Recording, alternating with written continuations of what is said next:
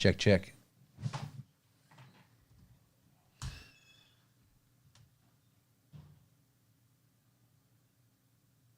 Oh, there's a Linkin Park live stream right now.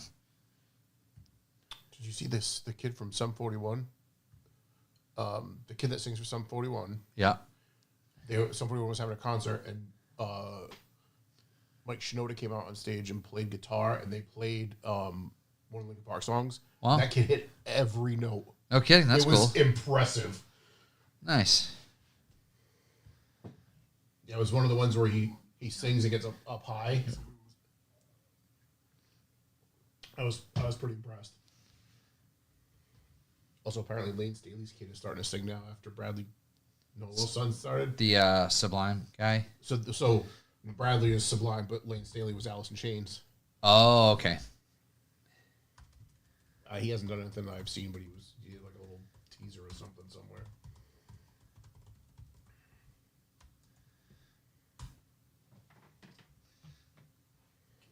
Posty post going.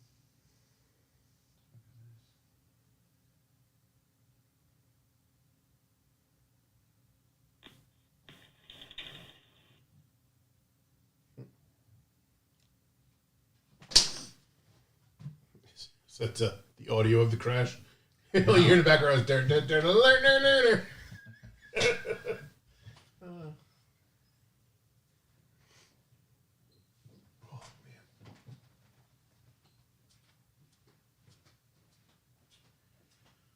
Maybe this fucking floor making squeaky sounds. I fucking hate squeaky shoes.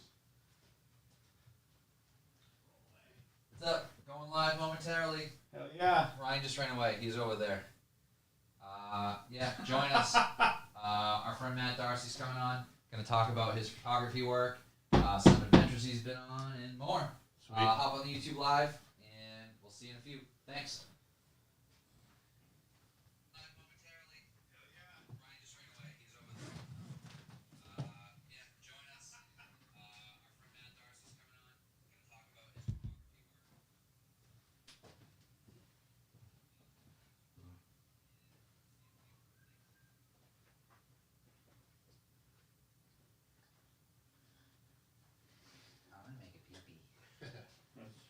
Just one?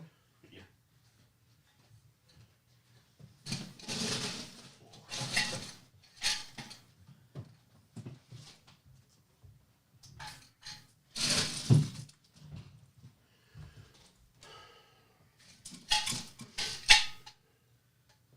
All right, let's see what I got here.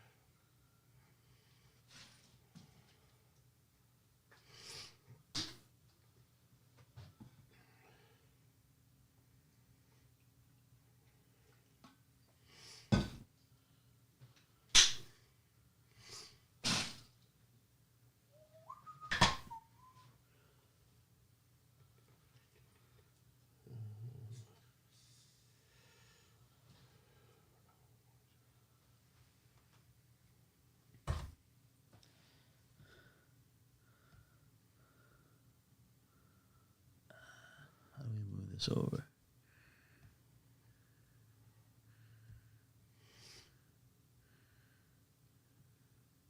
Where's the one I bookmarked?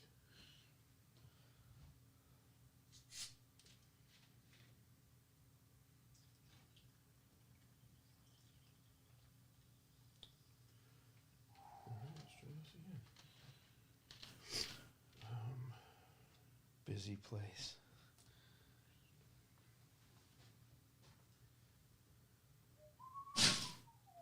You know, that is the one disappointing. Yeti needs to be packed with ice to really hold its fucking. Yeah. Hey,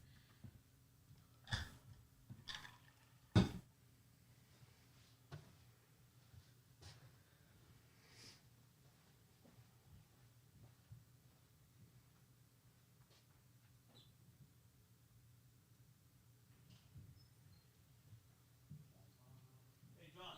Yeah. Grab me a paper towel. Okay. Everything okay? Yeah, no, everything's fine. No emergency.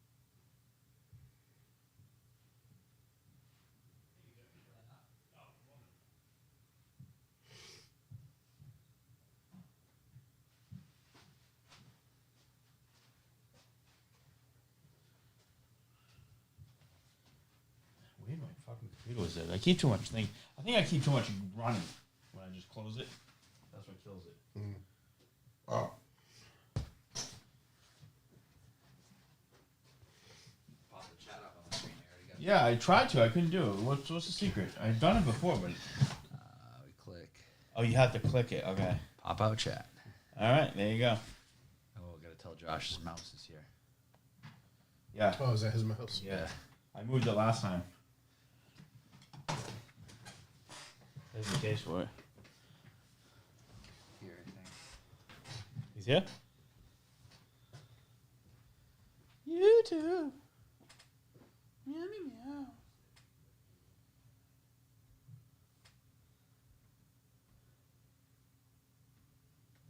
You fucking piece of shit.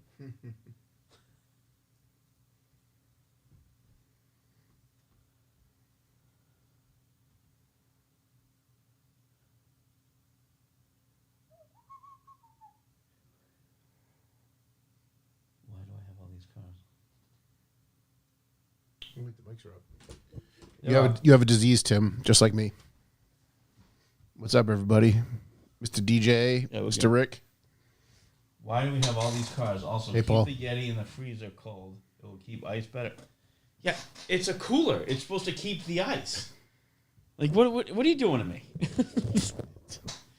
Get bigger freezer. I've dealt with the Yeti for a bit, man. It's like if it's really packed, it will last. But not when you put one bag in. It's not the same. There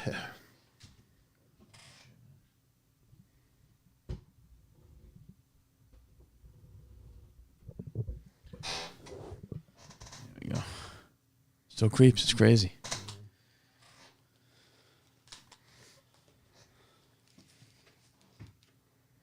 It's Miller time. I do all my adjustments with the tip. Paul McGrath, you a Miller guy? I wouldn't strike you for a Miller guy for some reason. Not that it's a bad judgment. I had a Coors Banquet the other day. I haven't had one of those in a while. Pretty smooth fucking beer. Yeah. Yeah. Pretty smooth beer. I was actually pretty happy with it. Nice. Paul McGrath, he's drinking those IPAs and shit. Like he does like good beer. he's lying. Miller time on weeknights. On weeknights, He's gonna keep hydrated. Well, you know? geez, if you're gonna do that, just have Kool-Aid with a fucking shot of vodka in it. Way more effective. I think he's trying to avoid that. Is the whole point. That's ridiculous. He's not a school teacher or anything. He's got a kid. Yeah, Gotta stay somewhat doesn't the kid go to lucid. school? Right? You get up in the morning, you get the kid ready, out the door, right? You're all set. You drink all fucking day. Oh my god, it's hilarious. I have a Pelican cooler. And Goodness. it's the same shit. What's happening? I got my headphones on for no reason. Yeah. Nobody else. No reason. Yeah, Tim, you're right. Yeah, that's what it's about. You pack it up, and it's the coolers are golden.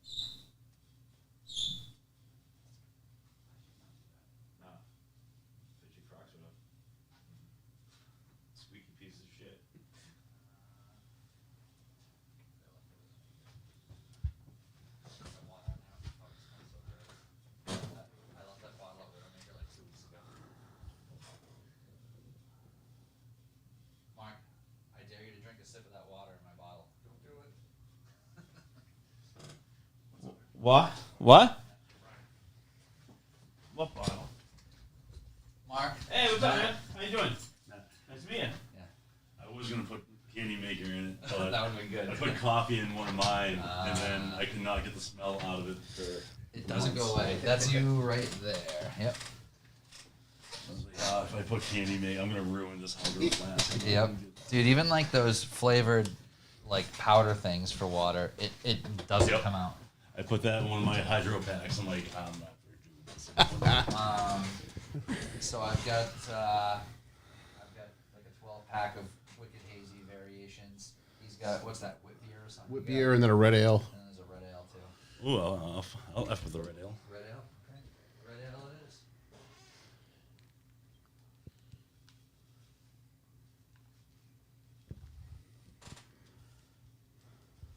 We're live right now, so just so you know. So if I speak, they can hear me. Everyone can hear you. Pretty much, yeah. It's just the chat right now. Yeah. I had a Mountain Dew a customer gave me. It wasn't bad. Wouldn't buy them myself. Like, was that your Hard first? Mount- Like, was hard that Mount- your first Mount? Huh? Hard Mountain Dew.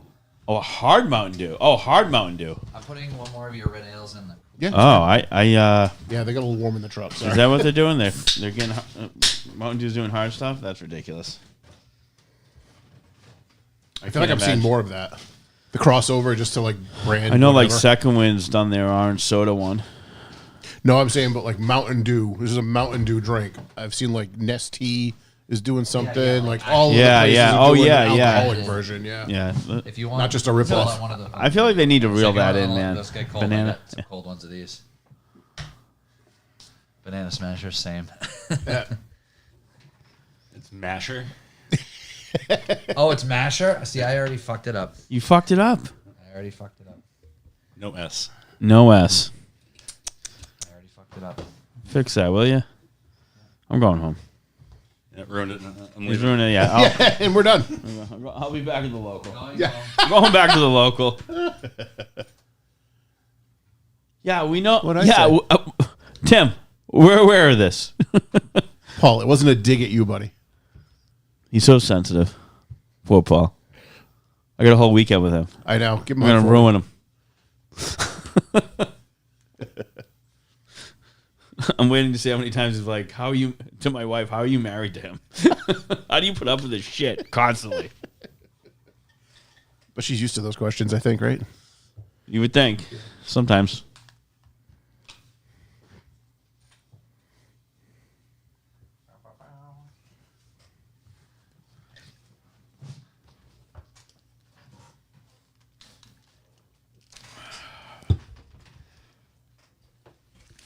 Someone had their headphones very low. Everybody's headphone level sounds good? Yeah, I'm good. I'm good. Yeah, biggest thing is just stay uncomfortably close to the mic. That's all. Yeah. Ready to jam? Jelly. Mark, you got your stuff ready? I'm not ready. About to start Revival's music. I fixed it. 3, 2, 1.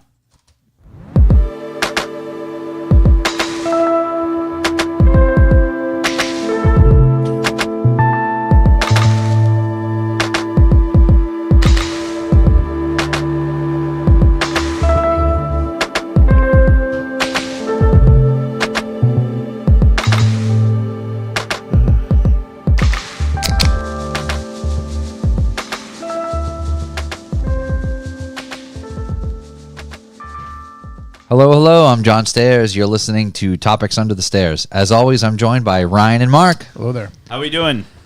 Tonight we have a very special guest with us. We've all probably been annoying in his presence, to be honest. No, we have our friend Matt Darcy with us. You may also know him as at Banana Masher on the Instagrams. Photos of shows and whatnot that I know I've shared. I'm sure you've seen other people share them. I know Widowmakers shared them.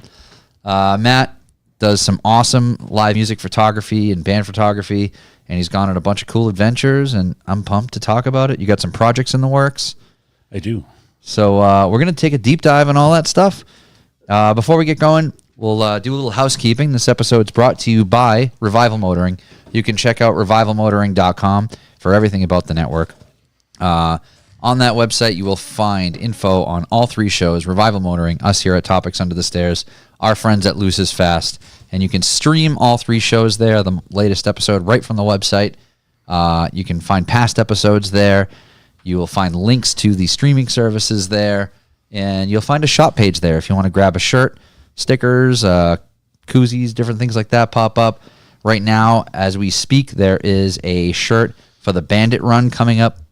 Josh is driving his 2004 R32 from here to Texarkana, Texas. And if you buy that shirt, you are entered in a raffle to win a very expensive Yeti cooler that has the Bandit graphics And on customized. And it's customized with Revival Motoring Bandit graphics. So hop on that. We're pretty popular, but let's just say that you have better chances to win this than Lamborghini from Instagram. It's true. So hop on there, buy a shirt. It's going to help support the trip. Everything that we do here is essentially crowdfunded. We have this beautiful studio that you're watching us in now if you are on YouTube. If you're just listening on Spotify or a streaming service, hop on YouTube and subscribe to each show. We have a YouTube channel dedicated to each show. Even if you don't watch there, it helps us somehow. If you want to help a little more, the best thing you can do is check out Bucks for the Boys. Bucks for the boys! You can find that quickly through the shop page or right at revivalmotoring.com/B4B. The Bucks for the Boys system is a value for value method where you can do a sustainable donation, a couple bucks a month, that'll automatically come out of your paycheck or debit card or whatever payment method you see fit. And that way you don't have to buy a shirt. You don't want to buy a $25 shirt. You can just throw us a couple bucks. Helps keeps the lights on here at the studio. Helps us plan adventures. Revival has a rally coming up. They're going to announce a lot more info for soon. If you're in New England and you want to get some seat time, that's the way to do it. It's not one for the trailer boys, though. Sorry, boys. It's all right. It's a driver. Ryan is offended. personally offended every time I mention trailers. I'm really not. I could care less. No, I know. I'm messing with you. But yeah, no, it's going to be a cool event. You can travel all over New England and see some great sights. There's a bunch of cool stops lined up. I don't know what Josh has announced and he hasn't, so I'm not going to say more than that. But it's going to be sweet. Between that and the Texarkana Bandit Run, there's a lot of neat stuff happening. And all of that funding helps make that happen and helps keep the lights on here at the studio, helps pay for all the camera gear, etc., etc., etc. So thank you for everybody who does contribute. It is a financial sad time. So if you want to help without spending money, just share that you're listening to the show. Take a screenshot of your player with the episode playing, and maybe one of your friends that doesn't listen now will become a fan. We're in a weird predicament. I was actually just talking to somebody the other day about this. Maybe someone who's into bands doesn't want to hear about the Tree Guy that comes on the week later here at our show. I like to think there's other people that find other things interesting like we do. Well, there's a lot of variety we have. We have a lot of variety. Like if you really dig deep, I mean, it's kind of ridiculous and great at the same time. So yeah. There's a little something for everybody. Jordan, so I'll tell you why, Jordan. Because not enough people follow us on YouTube yet because we are in our YouTube infancy. If we get more followers on YouTube, then you'll be able to donate in the chat like you can on Revival. We need to get more followers in the YouTube. That is why I specifically said if you listen on audio, just go on. Everybody has a YouTube account. Just go on your YouTube account and subscribe to it, even if you don't watch it on YouTube. And I get it. I don't watch podcasts. I listen to them. But if you want to help us, just subscribe on YouTube so we can eventually get to that donation level point. That would be huge. So thanks, Jordan, for pointing that out. I should have mentioned that sooner. Anything else I missed? Callbacks? What do you guys got going on this week? Not much. I don't have much, man. Long weekend. I didn't do much. I had a pretty laid back. It was fantastic. I'll rapid fire mine because there could be a whole thing. Yeah. Craig, shouts to Craig, took me to Lime Rock for the Historic Festival at Lime Rock Park Racetrack, whatever the hell the official name is. It's an awesome racetrack. They do great events, and the historic festival races were sick. It was loaded with cool stuff. Shouts to our friend Scott Norton. He is, I'll say, involved with a really neat GTI race car that was there. It was really cool to see in person on the track. I don't understand how the classes work because it was in a class with a Viper and 993 RSs Oh, and no stuff. shit. Yeah. Yeah, it was like a Toyo sponsored class, so it's like just whoever's sponsored by it. It doesn't really, the class didn't really make sense logistics wise. But it's a beautiful track. Really neat event if you haven't been. If you're in New England, highly recommend checking out Lime Rock. And let's just say that, you know, if you do the Revival Rally, there's a good chance that you'll get some more information about Lime Rock. I don't know what else is said beyond that, but I'll leave it at that. Besides that, worked on the car a bit. Did some shakedown miles for Roots Classic because I'm about to leave for Wildwood, New Jersey in about 10 hours. And it broke. Again. It broke. I don't know if I said what broke last week, but basically... you did, yeah. Yeah, I had a charging system issue. Oh, yeah. And it ended up killing the alternator and the battery with the help of Chris and some other friends. Got that all squared away. Then I drove it the next day. The coil pack shit the bed. Got towed home. Fixed that after a lot of diagnosis because it didn't make any sense. Made sense to me. Yeah. Well, I should have been there, buddy. I told you over the phone. You did. So it's the fucking coil. Sounds like the coil. Well, it was, and it's fixed. So we're good to go. We're leaving for Wildwood in a few hours. Very excited. Yep. Very excited. Mark's coming too. Cat's coming. Yep. Be a good time. Ryan, what do you got? So we talked a little bit, I think, about touching the Revival stuff about them, like messing with little cars and we're out of Massachusetts, like pulling registrations and stuff for like pay cars and whatnot. Yep. Oh, yeah. So this is along those lines. I was driving home from New Bedford and on 195 going towards New Bedford from Dartmouth was a Can-Am, like four-wheel, off-road car. Yeah, like a side-by-side. Pulled over on 195 by a statey. Did it have plates? I don't know. So you can plate those out of state. Certain states will plate Right, them. but you're usually allowed, that's a low-speed vehicle plate. Yeah, You're not yeah, allowed yeah. on the highway at all. Or 500 feet at best for crossing the road or something like that, but that's it. There are states that will put regular plates on them, but it doesn't mean that Massachusetts recognizes Yeah, no, them. the statey, I don't know what the statey said, but he definitely was asking questions. Yeah, he was not stoked. So, Jordan, I've Did seen you see that. that? Were we on the highway at the same time? Because that's Yeah, hilarious. shouts to Jordan. He's down that way. That was like last week sometime. Seriously. So these cars are driving on the highway. People are pulling them over. Well, it's not even a car. It's a fucking... It's a side-by-side. It's a woods machine. Like, it's a... Yeah. It's UTV. I don't know. All right. Yeah, I don't know. It's a side-by-side? Yeah. Yes. A Can-Am side-by-side. Oh. Yeah. No, if you when you go to Connecticut, there's the street called Food Truck Heaven. You're familiar? Can you bring me down your voice a tiny bit? Oh, I can't bring my voice down, but I can bring your headphones down. That's 1, 2. I'm 2. Talk so I can see what I'm number you 4. are. He should be 3. Yeah, it should be 3. That better? Yeah. Good. Okay. All right. So yeah, Food Truck Heaven. I see those things there all the time, and they put like dirt bike plastics on them, so they look like they have body Yeah, no, panels. this had like doors. You're going to turn me back up. You must have turned me down too. Oh boy, Go ahead. that better? More. Is this what we're talking about? That's good. We're talking about that, Okay. right? Yeah, Okay. that shouldn't be on the highway. No, that's not. I'm sorry. I heard something different. What he said, I thought something different. That's what Oh, he I said. get you. Yeah, no, this thing had no business being on the highway. Yeah. Well, it's like those fucking scooters that have to pull over to the side. Just get rid of them. Yeah. Stop it. Get a fucking real motorcycle so you can go the fucking speed limit. Yeah.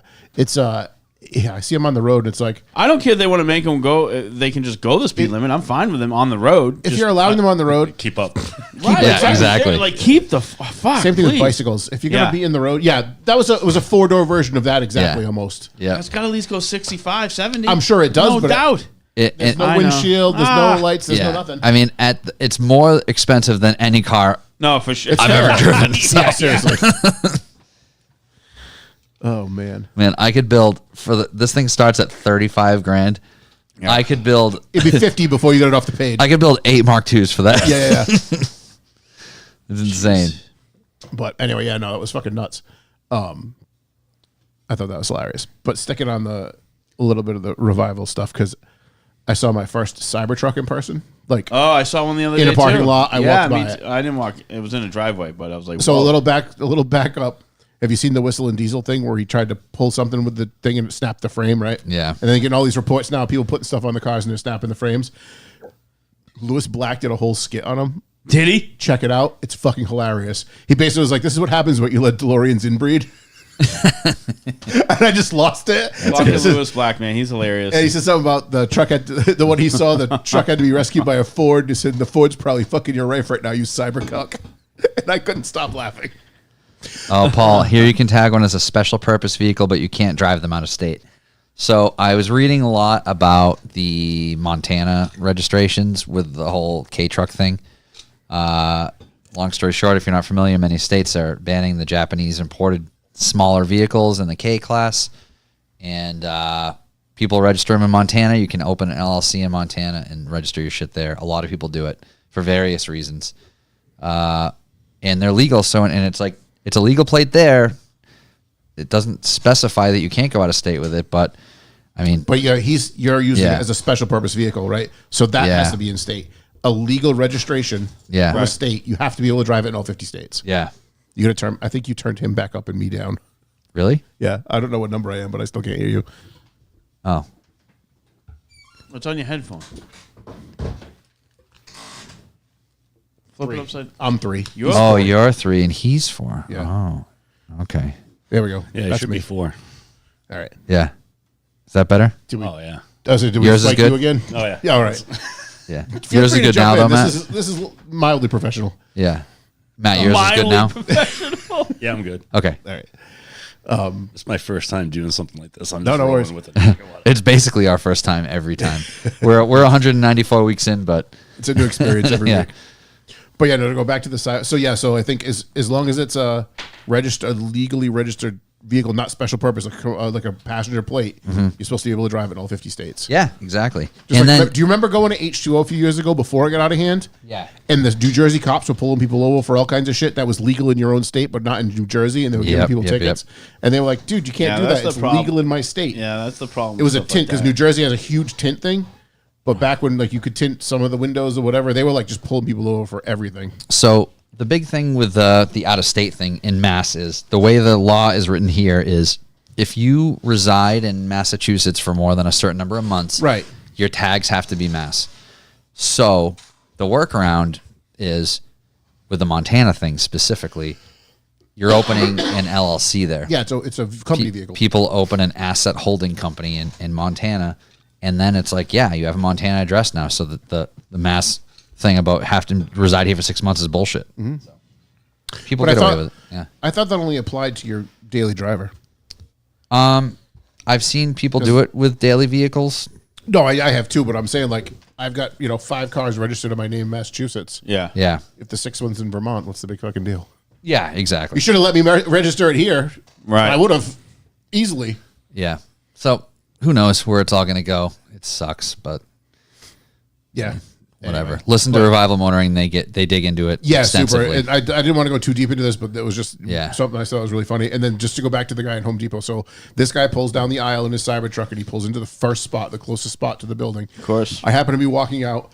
I see it coming down. I see it pull in. And it took me a second to even realize what it was.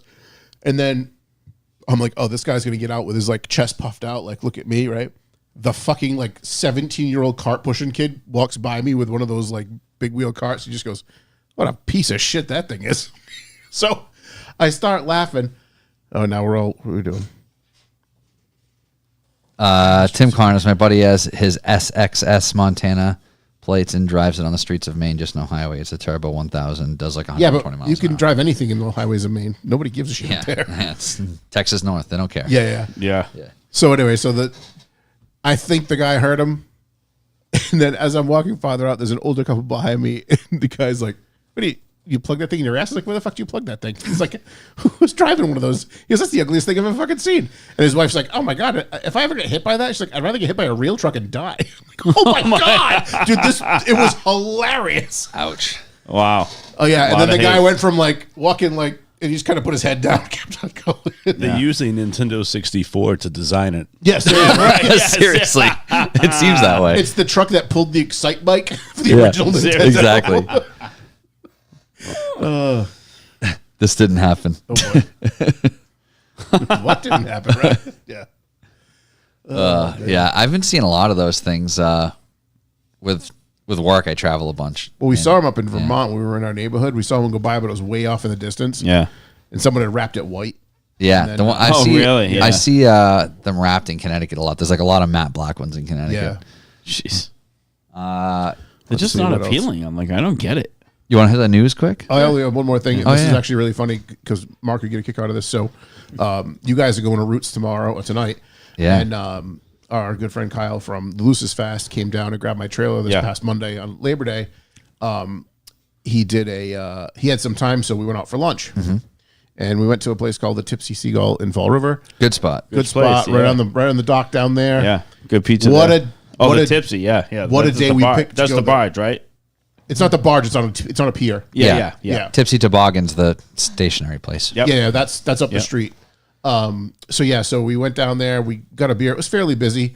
We got a beer, and he spotted a couple Adirondack chairs. So we just went and sat on the Adirondack chairs, right, just looking out in the water. It was a beautiful day. Yeah. Then the show began because people are now trying to dock their boats so they can hop off and grab a Oh, beer. you get to watch people dock the boats. It was one of best. the most That's actually- magical 2 hours I've spent in a while. Let me That's- tell you. We It's- laughed It's very tight down there. and laughed. No, but there wasn't. There was like 3 boats on the dock, and there's room for 30. Oh, really? There was not tight at all. These people were coming in the wrong side, bumpers on the other side. That's actually like in my Instagram algorithm for some reason. I get videos of people shittily parking boats. I don't know Yeah. why. Like I've never owned a boat. I'm It's not amazing. Googling boat stuff. It's so but I love it. I'm here for it. So we sat there and we watched this 19 or 20-year-old legend just run up and down the dock trying to help people because he worked there, Yeah. whatever. Yeah. Help them dock the boats, and he's going other side. And he's like trying to tell him to turn around. The guy's like, "Huh, what?" Like no clue what's going on. Yeah. I mean, one guy nosed in, just straight in. He's like, "What? What are you doing?" He just smacked the fucking dock with the bow of his boat. Oh, Kyle's trailing his Mark III. Cool. Easy there, Paul. Driver shit. Yeah, the thing Yeah, that Josh it was telling me is, hilarious. do you get the mini excavator videos in your Instagram? Sometimes. Josh is I haven't, no. Josh is in a mini excavator algorithm apparently. You have any weird shit like that where it's like you have no idea why you get it, but you get a lot of this Sometimes. like random thing? I can't think of nothing off the Stuff top of my I'm head, into. but it happens. It's actually stuff you're into though. Mostly. Yeah, I'm getting a lot of pond stuff, and I'm into that, so that makes sense. Yeah. But yeah, the boat docking thing is like wicked weird. I don't know where that came from. Like competitive docking? Or no, people no. at boat Oh, that's ramps and shit? hilarious. You ever No, seen it's that? just like Yo, man, that's wild shit. the competitive docking's nuts too. Yeah. No, I end up with that because then I start watching the ones that do Yeah. come through. It's insane. Yeah. It's hard not to watch. It's like Yeah. it's like watching the slowest train wreck ever. You're like, I can't believe I'm watching this, but it's just going to happen anyway. You're just People, like, bang. yeah, they just overthink it and they make it hard on themselves. They think they need more throttle than they don't. It's The not best is hard. the guy that came in. He came in hot too, and you could tell because you could see how drunk he was from Yeah. the dock. He came in, spun it. Yeah, tons of docking in Finally, my algorithm. tons of Well, docking in there my will be algorithm. now. Yeah, there will be now, right? He came in hot. The kid's like putting his hands like, slow down, slow down. He thought he was king shit. He whipped it sideways, slammed the boat sideways into the dock, and then realized all his bumpers were on the other side, and then took the bumpers over and put them on that side. It was hilarious. Fucking guys. Oh God. Before we do news, another quick callback. If you're in the area, Widowmaker Anniversary Week coming up. Big stuff. Go to the dinner. That's Tuesday the 17th, I want to say. Whatever. 17th? Yeah. Tuesday the 17th. And then Friday the 20th is the anniversary show. That's right, Rick. Tip to tip. Check it out. Tip to tip. News? Sure. News.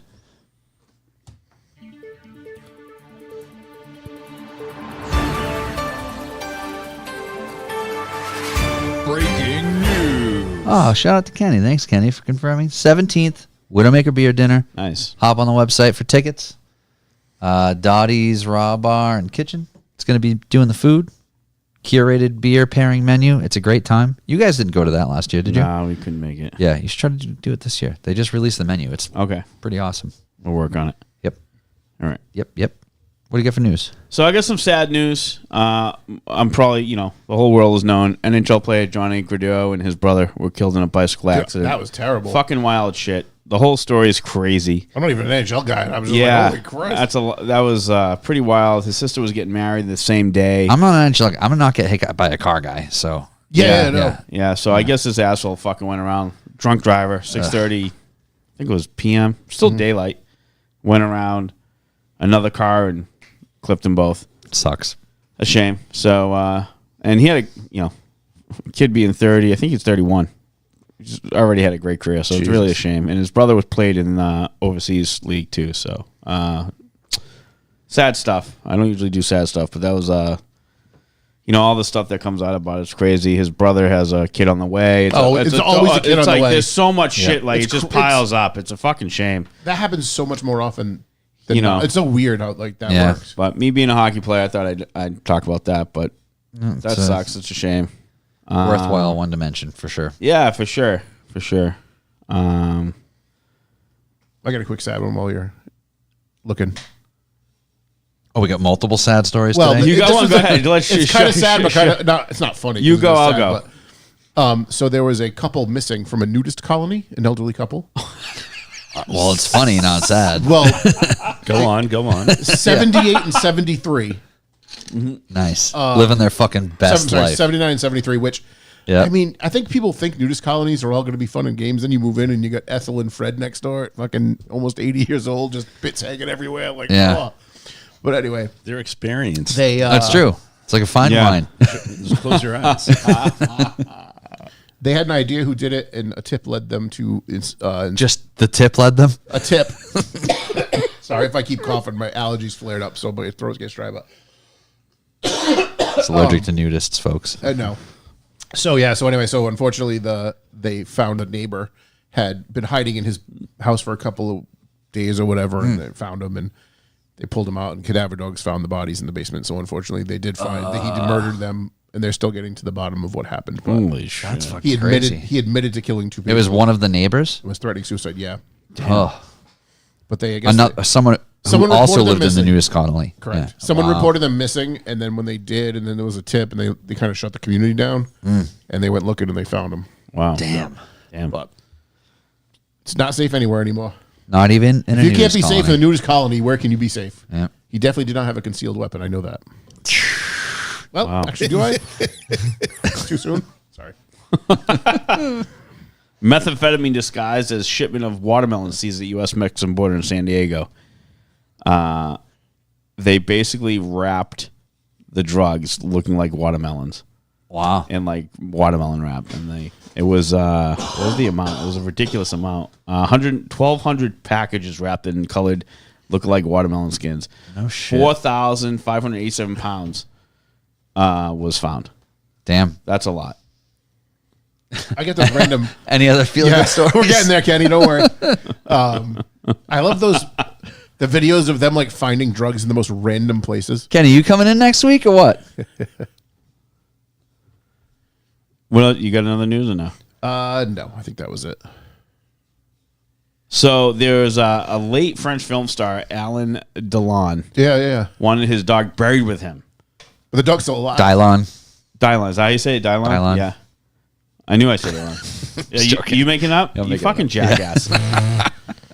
So obviously not happening. The dog gets to live. Everyone's like, you can't do that. So he wanted to Killed die the dog. Yeah, no, I remember. and Yeah, then I saw kill the it. dog. Oh, you remember the story? Well, it's recently. It only happened a couple weeks ago. Yeah, right. But I was like, holy shit. I can't imagine being like, we'll kill my dog when I die. Yeah. Like, The dog's like, I didn't agree to that. what the fuck? Yeah. So, that's all I really have. Oh, I got one more. Do I have one more? I think I got one more. I think I had an old one that I kind of wanted to touch on because I thought it was interesting. Oh, no. I already said that one. a man had gotten fired from his consultation firm, consultancy firm. I don't know even how you want to say that, because he was not adhering to the company's fund policy. And Policy? So the headline read, "Man wins legal right not to be Speaking fun of at work." company fun policy, this is actually live time of Kenny right now chatting with us It's a nice blanket. from the It's blanket. 80 degrees out, buddy. You know what? Where are you coming Just from? put some pants on. You look ridiculous. He doesn't own pants. God, it's No bad. pants. Just a blanket. It's about the underbreeds. Shouts to Aaron Evans, MI in the chat. Very active chat today. I'm loving it. I like it. So this is what my bosses do on a Thursday evening. Yeah, exactly. They're not usually in here, to be honest with you. They're monitoring me. Yeah. They didn't tell you about the other camera we had set up? No. It's a special one. You want to hit this day in history, and then we can run- dive on into we our can main run through it. topic? Yeah, I'll run through it quick.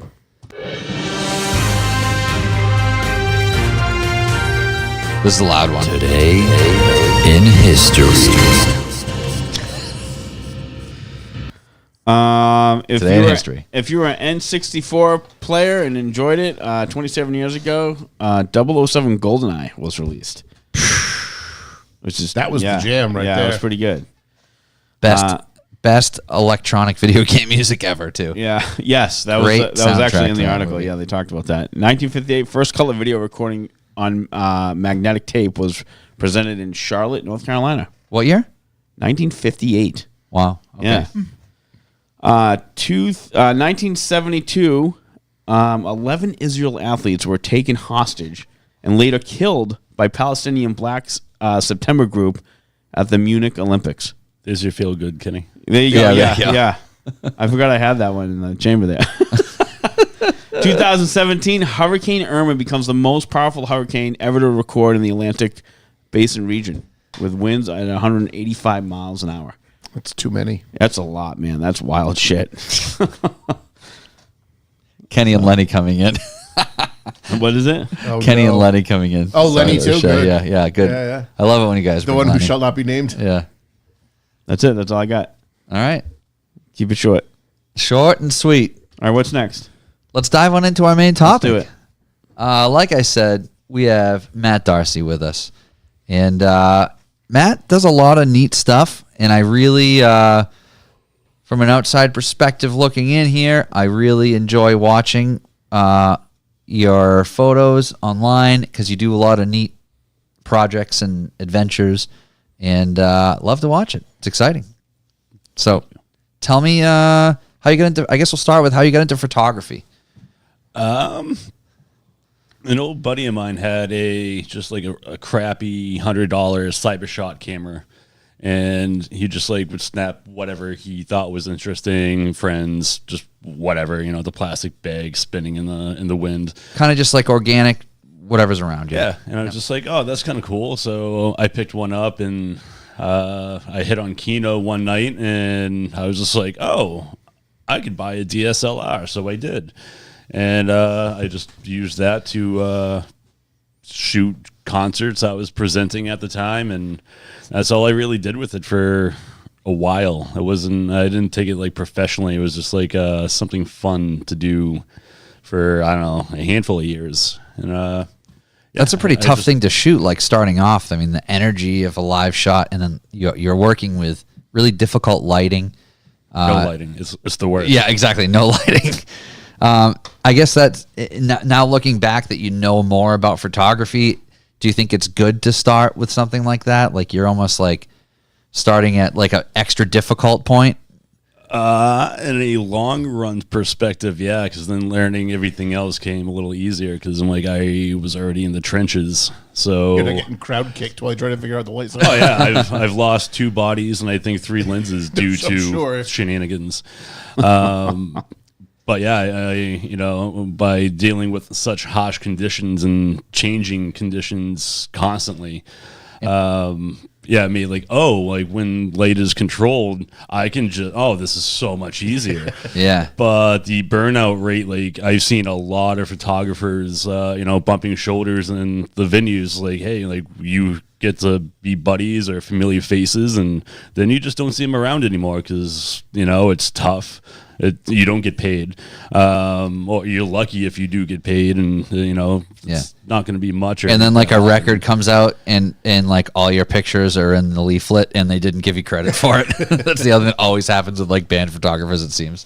Yeah, usually the throwback collages, they'll just take whatever they find and stuff. I haven't really hit any kind of problems with that, but like just the burnout factor of covering enough shows and getting into the big ones and this and that, and it's a lot for like you. It's a passion thing, and you got to stick with it and not expect to become a rock star overnight. That comes few and far between. Yeah.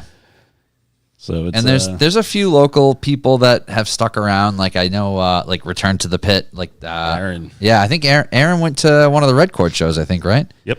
Yeah, I remember seeing him mention that, and he's been around forever, as long as I can remember. When I was booking shows, I knew I booked a proper death metal show if he showed up. Yep. Exactly. Yeah, that's a good sign of if this was a good one. Like if Aaron showed up for sure. You start just like, hey, if these guys are playing together, would you be there? And he's like, nah. I'm like, okay, you'll rearrange them, and them. Yeah. Like, and it's one of those things where like if you are into music, it's like somebody's like, let me see a picture of you from 2007. Like, I don't go on like my old Facebook. I go on Return to the Pit. It's like the place where you can actually find things. And the his archive. Technology is amazing. He's uploading stuff that's already like being processed with his little like wrist computer. Really? Yeah, he's like a tech guy. So he has like super nerd gear, and he's uploading photos like while everyone's crushing a beer or whatever else. He's like off to the side, kicking everything up into a cloud. Wow. And it's like it's being posted and available like almost real time, and there's 120 photos per gallery, and you're like, what? It's nuts. Like, you're gonna get the photos maybe tonight, probably in like 3 weeks. Yeah.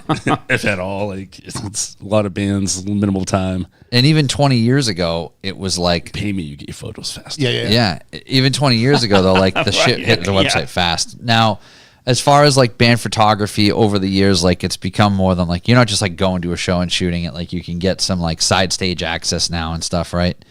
Yeah, that's taken a few years. Yeah. You gotta, vet that you're cool enough to have that access, have the person that can give you the access, be able to crush beers and not lose the access. Yeah. But yeah, I've been fortunate to go backstage, side stage, wherever. I'll sneak around almost any venue until they yell at me not to be there. I've gone on tour a couple of times. So once you make a few friends, again, there's only the same people booking the same kind of shows that I typically go to. So you become friends with the venue staff, the promoters. Like it's a small scene. Everyone knows each other.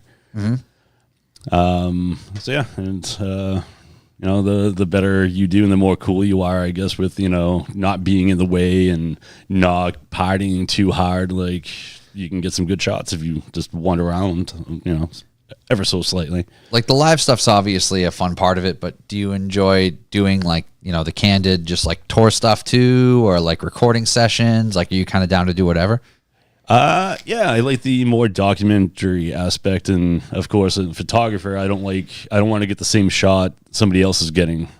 It's it's kind of pointless if there's 5 of us shooting the same band and we're all producing more or less the same imagery. the same spot, the same direction. Yeah. And a lot of the time that's probably the case with live events, I'd imagine. So if you get on a tour, it's like you can get the behind the scenes Oh yeah, stuff. then you have ultimate access. You can do whatever you want and go anywhere at any time, and like that's like the top. That's like, hey. Yep. And then you're guaranteed to get all the awesome shots because you can just go anywhere that nobody else can. But when it comes down to like the smaller shows and everything, it's like you're just there where you are and hope that it's not sold out, so you're not stuck in the corner. It's like, well, I can't move because I'm going to lose my spot. Yeah, exactly. But at the same time, that was great, Scott. That's still the Middle East upstairs, and that that's where I sharpen my teeth on, and I don't know, you just get used to it. Yep. It's part of the game. This is why you're there in the first place. And I see a lot of photographers kind of like, I'm here for photos and like that's it. And like, I thought you liked the music. Like, why aren't you hanging around? And getting into things. And then it's just like, all right, blah, blah, blah. It's like, I'm going to go have fun and like chill out for a moment. We got all night. Do you, as far like you started doing this like before the Instagram boom and stuff, do you feel like the social media aspect has improved or affected negatively like photography and the scene in general? Like what do you think? When Instagram came out initially, that was a big thing for photographers. As soon as Meta took over, it got zucked. It's different. It's a mixture of other stuff, and it's the algorithm now takes away from photographs. They're turning into like a more video reel based priority instead of being a photography, a still image media platform. So it's kind of taken, now that it used to be a haven for photographers, it's kind of being stripped to us. And I see a lot of people like bending or getting into video now to keep up, and I'm just like, I'm not doing that. You're interested in the art, not so much keeping up with the social media aspect of it. I used to keep like the analytics and try to keep up on the ever-changing algorithm. Ever since Facebook took over, it changes every 3 to 6 months. It's just waste of time. It's like I'd rather concentrate on just taking photographs, and I do not care about social media at all anymore. Do you think there's room for another platform to start with, just to replace what Instagram used to be? Definitely, but no one can seem. There's been a couple that I signed up for just to like secure the Banana Masher tag, and then it's like that was it. I never went back to it. Fizzled out. It's like it catches on for like a month, and then it doesn't actually. Yeah, and who knows how many really were like that before Instagram took off too. Yeah, and there's still like that VSCO app, whatever thing that's pretty cool. That was supposed to be like photo based only, right? Yep. I still see people using that. I'm like, maybe I should reactivate that, but it's like, is it really gonna matter? I don't want to dump time into like social media when I'd rather just be like improving your craft, walking a trail, or doing like more, something better work. That it's like, I got photos to edit. I should just do that instead of take a swing at some random social media app. Tell us about the name. How did the name come into play? Banana Masher. I started hiking a lot, and I would always bring, I would try to bring fruit and stuff with me, and I would bring a banana. No matter where I would put it in my pack, it would come out squished, or just, I'd reach in for like something out and my hand would come out just covered in goop. It was like no matter what I did or where I put it, it would always just get beat up. And if you hike a lot, you get branded like a trail name, and that's what I got, because no matter what, no matter what I did, it would just get ruined. And the last time I attempted the Mid-State Trail, this dude, this 2 old timers saw my pack, and they're like, "Oh, you're not just doing this for like the day. You're like, what are you doing?" And got into the trail name, and then he's like, "Oh, Larry, reach in my bag and grab the thing." And I'm just like, "Oh no, what?" And he pulls out this banana, like 3D printed banana thing, and it has little brackets in the inside it, like a banana holder. Yeah, and it's shaped like a banana. It was bright yellow, and inside he had a pristine banana, and this was on the top of Mount Wachusett. And I was just like, "Yo," and he's like, "Yeah, they're like $20 on Amazon." I'm like, "What?" Of course this exists. Like, I'm so happy. That's amazing. I live in the 3D printer world, right? That like somebody That's else what 3D had this printing is good exact for. problem. It's like, I gotta fix this. Yeah. We can solve this without a factory in Taiwan. We can do this ourselves. Mr. Booth, you heard him. Yeah. Banana print thingy. Aaron Evans, hard to beat still/raw photo. The amount of post-processing work people put into photos kind of kills it for me. I get that, and I think that could be a whole podcast in itself, like presets and editing techniques. Yep. Do everything in the camera as much as you can, so you don't have to do all that post-processing. Right. Yeah, you don't want to do post-processing unless you have to. So I guess I do want to talk a lot about the hiking stuff, but I feel like that can be a whole rabbit hole in itself. So we'll start with the photography route stuff first. With the photography work, it seems like you do a lot of black and white. Has it always been that way, or is that kind of just came afterwards? I think I heard it on a podcast episode, and forgive me, I cannot remember the guest, but it's the Candid Frame podcast by Iberionics Perello. And it's just a photocentric podcast, and someone, I want to say it was his podcast, someone said black and white is timeless. And I just kind of latched onto that idea, and since all I really shot was bands, and I don't know, I think you can get away and save a lot of photos by going to black and white instead of dealing with harsh blues, harsh reds. Especially when you're working with strobes, not fog, ideal lighting conditions. Or like Spectral Wound, who was this awesome death metal band. They're like, kill the lights, zero light. And I was like, whoa, what? And this Middle East downstairs, absolutely black. I like that band I am a not lot. getting anything. This is okay. So long exposure and whatever. I forgot where I was going. But yeah, black and white photos. Yes. It lends itself to those not ideal lighting conditions. I just kept that going to, and I noticed too, as I was getting into photography, my color edits were changing. I did the entire haze thing for a little while, and then I was like, no, I want it to be like more true. And I just didn't like that would show through all the photos. If I wanted to repost them again, I would have to re-edit them to match my current style. And being with the bands was first, I just did that ever since I was like, black and white's timeless. It prints better. I would just do it this way, and it's just something I just stay true on. If you get like portraits and stuff, I'll give you the colors, but typically you're not going to get color live shots or anything. Just it's not even available. I won't do it. I agree. I like make them the a exception lot. now. I've been doing it for too long. Yeah, no, I think black and white photos are great, and a photo that's processed intentionally to be black and white. I did it out of laziness, not to Yeah, edit a lot of photos constantly. It's Yeah, like, this is but- it, and I'm not moving. but your post processing style lends itself to that now, and I think that it's different than if you take a photo that a photographer made to be color and just desaturate it. It's not the same. Then I was really inspired by he used to be local, and he moved back home to North Carolina, Reed Haithcock. And I would always bump shoulders with him at Great Scott, and he would do what I would do with like film cameras, which is like, how do you do that? And I always saw his work, and he, shot mostly black and whites, and I just loved what he did. And it's like I spent my years trying to rip off his creative style, and I still can't touch it. Like he's too good, and he does it again on film. Like some of his film stuff, I'm like, dude, like that's just wizardry. How are you pulling this off? I can't even do that trying to control it like a digital camera. Because that's the difference, because he's working with film, and that's the magic right there. But Right. I think it helps you appreciate the composition of the photo too, because like you said, with a live band, you got crazy lighting. Now, more modern venues have LED everything, and it's so harsh.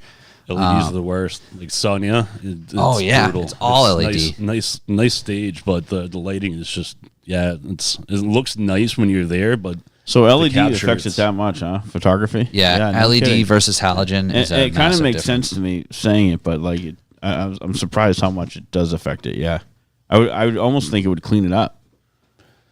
Is there more glare? it's just harsher. Yeah. I think it's More just that much concent- brighter. It's just bright and Yeah, more it's just concentrated. overly bright. Yeah. So it looks good in the strobes and all that. And Yeah. It's and then that's a different beast. Like bands like Caspian and Junius that have like light shows and projections, and it's like, oh my god, like I can't get a focus point because you're just blasting strobes through this entire. Their whole point is to song. create chaos, and you're trying to find some kind of it's spot like- in the middle. Yeah. It's an amazing live, experience. But I'm like, like I am sweating trying to like shoot these bands, and luckily with something like Caspian, like I'm buddies with a couple of them, and I shot them a few times, so they'll let me do whatever. And I'm like I need the entire your entire set to get you a couple good shots. Yeah. This is your light show was just insane. Meshuggah, like same thing. It was just like this is a lot. And I got 3 songs to nail this. This is Right.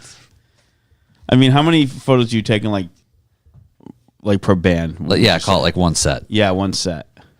Obviously, there's variation, but an average, say 30-minute set or whatever. Yeah, it's just it's if it's a band that I'm really into, and if it's a half-hour set, like I can get away with like 2,000 shots. Wow, really? And I'll wander. If I can wander the house, I'll keep shooting because most places like the House of Blues and wherever else, like 3 songs, and you got to get away from the stage. Yeah. But if I can get away with shooting around the venue, I'll keep shooting. Like I'm not there to drink. I work for breweries. Like I'm not paying $12 for a beer. Yeah. I'm just gonna keep wandering around taking shots because I'm here to do this. That's what they tell you, though. 3 shots and then get out of here. Yeah. Wow. Typical policy for bigger shows. Yep. You get 3 songs. Usually it's the first 3, and then you can't be in that little barricade where. Why do they care so much? It's distraction. There's people in the front row that you're now you are blocking. Yeah, all right. It can be distracting for the performers.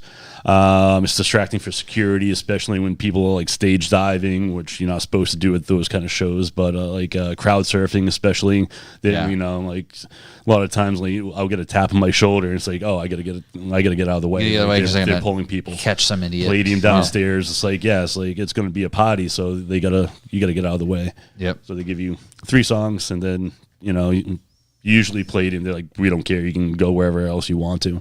Yeah. Just don't be here. Play the lane, unless you have like a tour pass or like some other credentials that you can be there. But typically, if you're just there on assignment, you get the boot. Makes sense. Wow. I really like that. It seems like Roadrunner's been really cool about bands requesting to not have barriers at certain things. Yep, I was at the Bane show. That was one of the Bane shows. I was on the second day. And it was a party. It was great. It looked incredible. Oh yeah, that and the Have Heart shows looked awesome. I'm pumped that bigger venues are cool with that. I think it's that venue specifically. It's the Bowery team and everyone who works there are usually in bands that's this should be are in bands, were in bands. Yeah, this should be a cool show. Photographers and everyone else can figure it out. People are gonna want to jump. Yeah, and let them. It lowers the liability. It's hey, if we acknowledge you, now we're on the hook because now we're paying attention. But if we just post, hey, you're on your own, and just look down and you're jumping off the stage doing flips, it's now you're on your own. Yeah, no, it makes sense. That's what I always loved about Middle East downstairs. It's it's always a great time. Yeah, until someone kicks that sprinkler. Yeah, Ryan and I were at. It was one of those nights where there was one of those nights where there was 3 shows. You want to grab that red ale out of there, Mark? I'll take something else, please. Oh, okay. You want to take anything else? One of the no offense. Sam's? I can only do 1 red ale. Yeah. So it was one of those nights where there was 3 shows that were all pretty much similar genres. We were at Sonia, and it was Frozen Soul and Sanguisuga Bog and Vomit ribs. Forth. Yeah, ribs. That's a good show. It was a really good show. So we got to see 1.5 Sanguisuga Bog songs, and then all of a sudden the fire alarm starts going off. So we get kicked outside. Downstairs was Candy and Show Me the Body. And fun. During Candy's set, someone flipped off the stage, kicked the sprinkler head off, and it flooded down. So that was it. So we go outside and we see everybody coming outstairs. At first, I'm talking to Ryan. I'm like, fuck, they're getting after it I'm down like, there. yeah, man, It's February. These kids are getting it. They're all so sweaty, and it's like, oh no, that's sprinkler water. Yeah. Then that smell hit me, and I'm like, I know what that is. Yeah. So Ryan does sprinkler testing. Sprinkler water. Yeah. And Ryan explained to me something I had no idea. All that water is just stagnant in those pipes for years until that sprinkler goes off. So what's from the street to that pipe basically has just been chilling there for a very long time. Fermenting. There's a whole special set of valves you put in so that water doesn't go back into the drinking water. Yeah, exactly. Oh, no shit. It's similar to the water that's currently in my Hydro Flask that's been at Widowmaker for 2 weeks. No, you're fine. You don't even talk. You're not even close. Yeah. But yeah, so there's all these videos of kids dancing in that nasty sewer water. Oof. Gross. But yeah, so the show ended up getting canceled. We did not get to go back in that night. The kids from Alston need a shower sometime. Yeah, that's right. Thank you for the Middle East. That for wasn't providing it. that. They smelled worse when they got out of there. Let me tell you. Yeah. Well, And they the can tell the Punk's difference. got It's also the night we saw an alleged murder. Yeah. Whoa, what? Yeah, Attempted murder. there was an altercation in the show. That's Yeah. all. Oh, Yeah. Then there was another night recently that same thing happened. Oh, Sprinkler really? head blew off the Yeah. thing. Yeah. I think they were able to salvage the rest of the show that night. I don't know the specifics. We weren't at that one. But yeah, Middle East is a fun time. I know it got sold, but like it seems like they're still just booking shows. I haven't seen any end I don't date know. yet. I stopped paying attention to that roller coaster of rumors and everything that I'm bumping into people that work there and like we don't know to Yeah, nobody knows. like no like things are fine, like we're going to be like we're not going anywhere anytime soon, so like I'm hearing all kinds of stuff. So I'm like whatever, I'll be here whenever you're booking shows until I guess I'm not. Yeah. what did you hear? Did you hear it was like going to be condos or something? They were going to rip it. Yeah, I heard. Yeah. I heard it was sold, and it was going to be like condos Yeah. and storefront at the first floor. But Oh, okay, yeah. that was The new thing. what was it, Because 3 years ago now? That's what that area needs more of. Yeah. Yeah. I'm more excited about the return of Great Scott next year. Yes, that's exciting. That's a big one. Trying to think of what else. Great Scott, and then what's the one in JP? They've been doing a lot of shows lately. Not the Midway. Midway Cafe. Yeah, they're still doing a bunch of stuff there. Where's that in JP? I don't know what street it's on. Room. Yeah, Latch that was on the show a couple Yeah. weeks ago. They just played the Midway Cafe like the Sunday after they were on the show. Have you guys heard of Deep Cuts? No, where's that? Medford.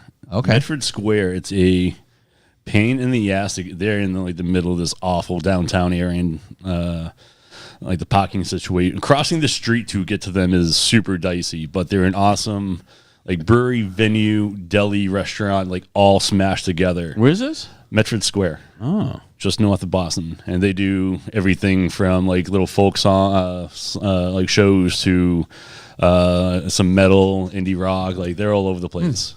That's like I think like a 300 capacity type of venue. Sounds great. Like the homies and Junius played there, and True Widow played there.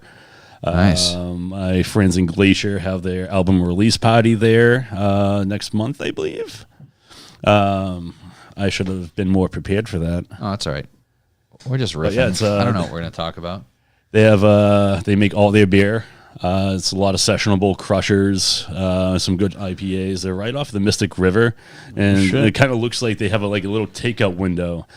And I did a portion of them trying to do the entire river in one back and forth. It's like 16 miles if you don't have your own kayak to do it. But I'm like, dude, like it would be great if you could just lower a fishing line, a little basket, and like give me a sandwich and a beer. be sick. Like, Oh, that'd be cool. or Yeah. just like I don't know, man. Just like if I love text you, kayaking, and if Riverside they will do takeout. that, I Yeah. will do that. If I'll I call kayak there. If I call the taproom line, like, can somebody just like drop it off the bridge for me? Like, an uncracked beer will float. So That's correct. Tim Connor's Medfa. and Medfa kid. Yeah, Medfa. It's nice seeing a resurgence of venues though coming back, and it's cool that Widowmaker Brewing down in Braintree does shows on a monthly basis. So it's nice seeing a revival of small venue. An eclectic type of bands too. Like I'm stoked that it's like death metal bands coming up for the anniversary show. That's going to be sweet.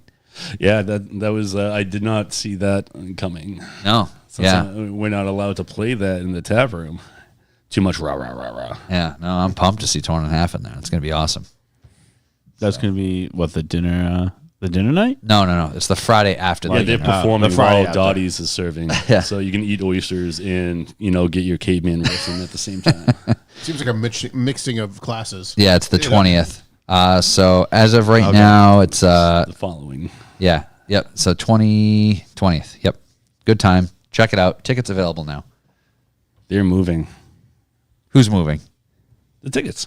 Oh, the tickets Oh, are yeah. moving. Yeah. I'm like, oh, who's moving? I'm usually behind the bar seeing these things come through. No, So I'm like, no, that's good. That's good. That's exciting. No, it's going to be a good time. Good week. There's a wrestling event that week as well Oh, on is there Saturday. really? Yep. The next The next Saturday. night. Yeah. So Tuesday's the dinner, Friday's the show, Saturday's wrestling. There's some other stuff in the works too. I don't want to go too into the weeds with it because next week We're doing we haven't had the Widowmaker guys on in a year, I don't think. Always, yeah. Usually usually We always do it around the once a anniversary. year. Yeah. So we're doing a Widowmaker episode next week. All right. We will really get into the weeds. Ooh. So this is into just the the tip. weeds. Into the weeds. Just the tip. Just the tip today. Not the hops, into the weeds. Yeah, Kenny do as Disturbed would say. Right. Shouts to TDs, gang. Down in Florida. Fucking TDs. Yep. He needs to clean his shop up, man. Stop posting dirty shop pictures. I can't take it. He's been through like 2 hurricanes in a month and a half. for Give him a fuck- break. His house is standing. He didn't go through shit. So besides photography, Such a piece of shit. I really am. there's 2 more things I want to cover specifically. Obviously, whatever you want to bring is fine. I have no agenda. But on my agenda is hiking A, food tour B. Where do you want to go from here? This is you're the driver. Let's do the hiking first. Hiking first. Yeah. So, did you get into hiking before photography or after, or where did that come into play? Hiking's a weird thing for me. I like the idea of it. I don't do a ton of it. My dad would bring me around. He walked Just everywhere. being honest. No, you're right. And I have guess the I same was feeling. doing that at the same time, but I was doing bean photography. So, like I said, like that's the only kind of photos I took for a while. And I know it took me years to be like, why don't I bring my camera with me doing this? Yeah. And yeah, I don't know. It's just I grew up next to the Middlesex Fells Reservation in Medford, Maldenstone, and she has a bunch of land. Like that was the biggest plot of like woods around me. And I was just like looking for something more, and then it's like, oh, White Mountains, and then you find out there's challenges like hiking all 48. There's the grid, there's the diatismia, there's all kinds of stuff. And I was like, oh, okay, this is a thing, and there's 4,000 footers, and there's like highest mountains in each state. Yeah. So I started doing that. And, I got a reliable car. I'm like, hey, like. And none of my friends do this kind of stuff either. So I spent like, there's a lot of years that I only went out and like do like Monadnock or Greylock. And like, that was my only big hiking thing per year. Cause I don't have friends that do that. So it was just like, either I go off on my own or like, I don't know. So I stopped waiting for people and I'm like, I'm just going to go up to, Mount Mansfield and hike this thing myself. Cause I want to, and everyone else is like, you want to do what? You want to hike 8 miles, and then like, what do you do when you get on top? I'm like, you just stand there and you look around and appreciate the view, and they're like, and then you hike all the way back down. I'm like, yeah. You're talking 8 miles one way? Total. I mean, now I do. That's usually what my minimum for a day is 8 miles. Mark's face. Are you? Holy shit. Right, the only way Mark You're would go fucking 8 miles is savage. if there was like 8 bars at the end of that mile. Like doing some. So You're right. Yeah, I know. continuing to explore and everything, and not to get shots that everyone else doesn't take. It's like, yeah, everyone goes to like Artist Bluff, and everyone does Franconia Ridge. Artist but Bluff, one that does- is a beautiful hike. But no one else goes to the other spots to get those shots because, like, oh, that's now a commitment. That's going to take you, 10 miles one way, and then you're forced to either do that back or you stay overnight and do it over 2 days. Pick your poison. Yeah. So I was like, oh, I can get more unique shots if I go deeper and further or longer or a mixture thereof. So that's what I started to do. And then, I was like, oh, there's the New Hampshire 48. Let me start, nailing these things. Then it's like, oh, you get all the easy ones, and then you're like, I don't want to drive 3 hours to hike 8 hours and then drive another 3 back because this mountain, and now I'm mixing in tracing the guidebook, which is, I think they just updated it, but it's the Appalachian Mountain Club's guide for the White Mountains. Goes over every trail. Holy shit. I'm doing the 30th edition, which is 1,454 miles. With a helicopter? Holy shit. That's like official trail. Wow. In the White Mountain National Forest. Are you doing overnights on any of these? Or, Yes. Now like, I've banged out some of the easier ones, and now I'm like, if I want to hit these mountains, these summits to get that new NH48 list and not retrace the same trail because I want to get that mileage in, I got to go a different way.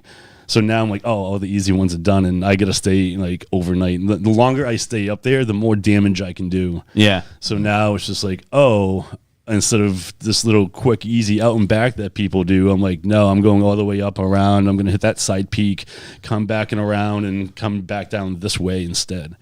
So let's say if you want to get into hiking these kind of trails, what are some essentials now that you've done it this long that you've learned? Like Poles. You need to have a hiking pole. Two poles. Two poles. Yeah. You can go easy on the boots. Proper ankle Like support's Merrill or cool. something, like nothing crazy. I do not like. I got Merrill's over the pandemic because that was like my only option. I couldn't go to REI. Yeah. And Right. they had every online option for. Actually, I'm looking. Oh, you down, can like, fucking in my roast brain Merrill now. here. I have no allegiance to them. I'm just asking. Yeah, I had oboes before and oboes after, and I've cut off the the boots, and now I have like I don't know, they're like glorified sneakers, but they're like made of boot material. Those things are solid. But you wear more like a low height shoe, not necessarily like a high top low height, hiking 'cause boot. the boots way more, so that's just if you get really nerdy, it's like that's more weight, but it's like Yeah. is it really? Do you really need that high coverage? If you need the ankle support, yeah, go for it. But if not, it's just like it can be a little bit more cumbersome. But anyways, good footwear because especially in New Hampshire, New England especially is notorious for just really granite, rocky, rooty trails. Especially when you're doing mountains, like the granite's going to destroy what. Like if you're wearing sneakers, they're going to get chewed up. Poles are like. They're great for your knees, and then going down too. You can And the go a lot altitude, faster your 'cause- condition's going to change drastically when you're talking 4,000 feet of difference. Yeah, bring a windbreaker, change of hat. I've hiked Mount Monadnock in May, and I had immediately it was like 60, 70 down below, and up top, like the sign was frozen over. I couldn't even like brush it off. I spent 10 minutes up there. I'm like, I got to get down. I'm fully exposed, and I don't have any. You just warm really gear need to on know me. what I the gotta get fuck down. you're doing, huh? You really do. Like, you can't just do it. There's warning signs around Mount Yeah, Washington. wow. It's like, hey, if you go above here, you risk exposure. People have died. Yeah.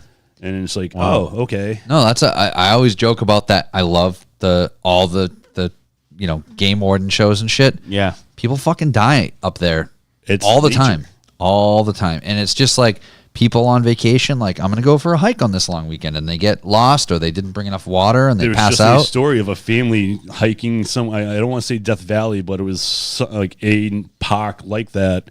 Them with their like infant baby, and they had to get rescued because they didn't bring enough water. And it was like, wow, and like, oh yeah, the comments were insane. But it's like, why would you do this in the hottest time of year? Like, Right, why? right. Like, why aren't you I prepared? think for a lot of this? people confused They just going don't for a know. hike is taking a walk in the woods. Yes. Two Yep. completely different things, right? So Yeah, that's how I would I- associate it, though. I will admit to a little bit of that I'm one of myself. those people. So, like, I respect hikers, and obviously there are more extreme versions of everything you can do, right? Yeah. You can ride a bike, or you can fucking ride a bike, or like whatever. Yeah, So- you can ride a mountain bike on the canal, or you can do Ride a a bike, downhill ride a a trail. fucking Yeah. But there's different versions of everything, right? So a couple years ago, we went to scatter my aunt's ashes, and she wanted to be scattered on the side of a mountain right next to Mount Washington. My cousin hunts up there, and so he knows the area. He's been going up there for 30 years. He says, "Yep, come on up. We'll we'll meet at my buddy's cabin. I'll be up there for the weekend." My brother and I drive up, and we're gonna go up this what I assume was a little trail up to the side of the mountain and take care of this.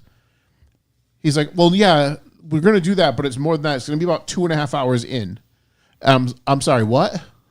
In? Okay. He's like, we're going to take the Jeep. My buddy will bring us in the Jeep as far up as we can go. I've never yeah. been Love it. Something like 2 miles. hiking ever, right? For I don't you? hike. Right, for you. He's like, all right, we're going to hike up this little trail, and then we're going to kind of follow the game trail, and then it just disappeared, and then we're just in pine trees with no trail at all, and we're just like wandering through the trees. He knows exactly where we're going because he's done this 1,000 times. He hunts up there all the time. And by the time I got to the top, I was like, all right, I am A, way the fuck out of shape. B, I wore my work boots because I didn't have a pair of hiking boots. All I had was sneakers, and I figured, well, ankle support would be better than nothing, right? So those things, yeah. See, this is funny. I They know. weighed, The it was grip like, on the bottom is different too. so the grip is different. Thankfully, we went in October. It wasn't cold. So like did I wear shirts? No, I wore pants the whole time. But wearing jeans. no, I had cargo-y style pants on, but still. And we get to this spot, and we are on a weird side of Mount Washington. Took some really cool pictures. Like There's nothing there. There's no trail. There's no nothing. And then he's like, all right, we're going to go down a different way. I was like, what? He's like, yeah, if we come down over here, we'll land on the fire road and then just go right around to where we were. Shouts to TDs. He also gives better shots the deeper he goes. Yeah. But yeah, no, it was about a 4.5 hour like trek. Yeah. Which that's 4 hours and 29 minutes more than I've spent hiking in the woods. So it was different because we did I think we did almost 1,000 feet of elevation change. Yeah. Bushwhacking is a little bit different too. If you're we were walking definitely through brush than on a. We were on some trails maintained trail. and then we ducked off. We were about an hour on the trail and then a good hour and change off the trail. One thing I would never think about would be ankle support. So I will say, and I think that you probably is may or may dependent on not the agree person with me, too, right? Yeah, that's Going Yeah, up I guess. know was your way ankles. easier than going down. Up's easier than going Way down. easier. Yeah, I guess It you're right. All right. burns Going your easy. quads going down like nothing I've ever felt. If you have poles going down, it's a lot easier. That's what I was going to go back to. You mentioned poles, which we didn't. We were just fucking. Well, whenever- Going freeballing up, it. you can reach. If you got to like climb, you can just. Yeah. It's easy to just do that. But when you're going down, how do you reach? Because it's. Yeah. But having those poles gives you an extra like 3-4 feet, so you can just reach down already and brace yourself. The other thing is the slippage, right? You put your foot down, your foot starts to go. Yeah. You got to like catch yourself with your Poles legs. have saved Yeah. me from You've got eating that shit pole- yeah, like I 3 can see times that. now. Yeah. And it's like eating shit when, that's potentially falling sideways off of, pivot to that size so you don't fall off the trail. And, this like, oh, there's nothing but rocks and like huge trees. Like you're going to get hurt. Yeah. And not only that, even if you don't get hurt that bad, what's a minor injury when you trip in a rock garden on the way to your Twist your mailbox ankle and you still have 7 miles. Like, Oh, yeah. that sucks. You and are you're in the middle of alone fucking and nowhere. there's no one else on that trail? Like, yeah, if you're at Mount Washington and there's like somebody every 10 minutes, whatever, but it's like somebody will find you, but you might be like on some random ass trail in a weird season where no one's going to find you. Yep. And that shit happens. By doing this tracing, it's like, since I don't take the most direct route that everyone else will take to the summit or whatever, You're I'm alone now a lot. taking a side trail. And I went from seeing people with their dogs, like kids, to no one the next day because I took this off, like, I don't know, a longer trail that still goes to the same A and B points, but it's longer, so people just don't do it. Are you like camping on trail? Are you carrying a pack with a tent and everything, or? It depends on the hike. If before I used to go for day trips, and like I said, now I'm not driving 2 to 3 hours one way just to hike something and come back. Like I'd rather just stay up there. If I'm making the effort, then like now I'm to the point like I'll bring my backpack and my hiking backpack that has like the pouches and all the, it's more waterproof, has the thing for the hydro pack and everything else, and then I'll prepare like, yep, I'm going to be out here for 3 days. I have all the gear. So if I don't find a campground, I can pitch wherever I'm supposed to. Yeah. The leave no trace stuff. But it's like, you get Whatever off trail, you sanctioned find area. a place and you just So stealth these camp people somewhere. getting lost, right? Like what? What is there? Like is cell service not a thing? Like, what- no, cell service is like I'm just non-existent in a lot of okay, places. well, there's other GPS devices though. Your Like GPS will why? still that's work it. in How most are you- cases. How Yeah. are you fucking getting lost? How are you getting so fucking lost? I don't get it. I feel like it's a function of, again, just, It's treating it like a little rookie. stroll. Yeah, like- and it's like, no, this can get really real for you if something weird goes wrong, or So, like, if you you're just like if take I it for see a granted. bear and I start running into the woods, I'm not going to know where I am. So the problem is I have just a different mindset. I think so. To be a little more prepared Well, about I think getting because lost. again, like I know because it's possible. There's no doubt. the longest hike you did was from our hotel last year across the street to the bar. So like, You're being rude. You're gonna be rude. a little bit. Is that it? You're gonna be fucking rude. I didn't see you far behind me on that. I was fucking not. hike, I was okay? your trail buddy that day. Fucking Yeah. shit, motherfucker. Always hike with a buddy. That was perfect. That's I love you, buddy.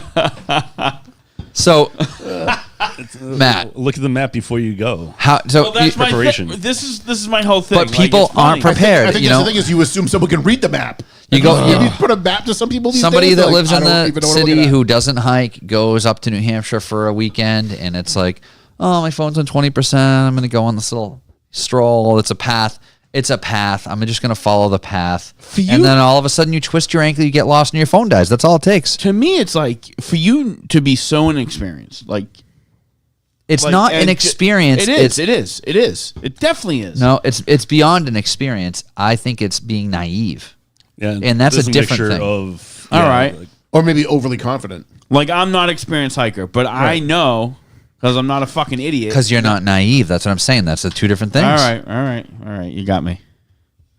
Would you agree? How about Yeah, no, I agree with how you. do you I get lost in New York City? Naive, being It's a fucking ignorant, grid. taking People things get for lost. granted.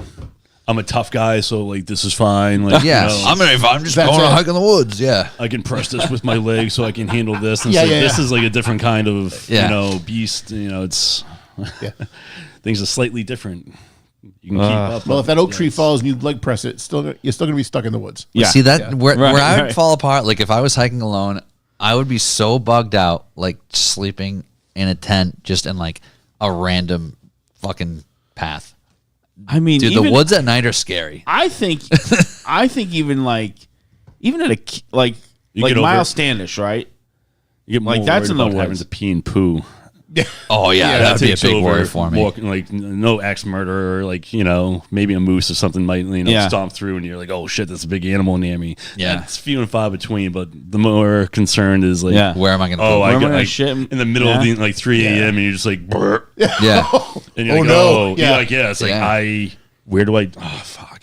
Yeah. It's like you just can't go to the toilet and just do your Yeah. thing Yeah. and like come back to bed. It's like, oh, I gotta get like this gear out. I gotta. Oh, it's like It's a whole dig thing. A hole. You gotta get like Find yourself yeah, wearing you like get an adult prepared. diaper to bed and like I'll just clean this up in the morning. And then you gotta clean yourself up. Yeah, Like, yeah. It's just like, yeah, and you and let. It's I mean, like a trash bag in Zoolander. well, that's the thing. It's cotton like balls. without digging dude, too you get deep packed into this out. problem here. bury You it don't or want to bring be it with you. You don't want to hike for 5 miles the next day after you didn't clean up well from that, because Right. you're going to run into problems. Yeah, if you're doing a multi-day, That is a it's- chafing you gotta- issue. You gotta Yeah. clean up. Yeah. Think about it like when you do yard work too long, and you get have some minimal chafe. Get a little clothes. squidgy. Yeah.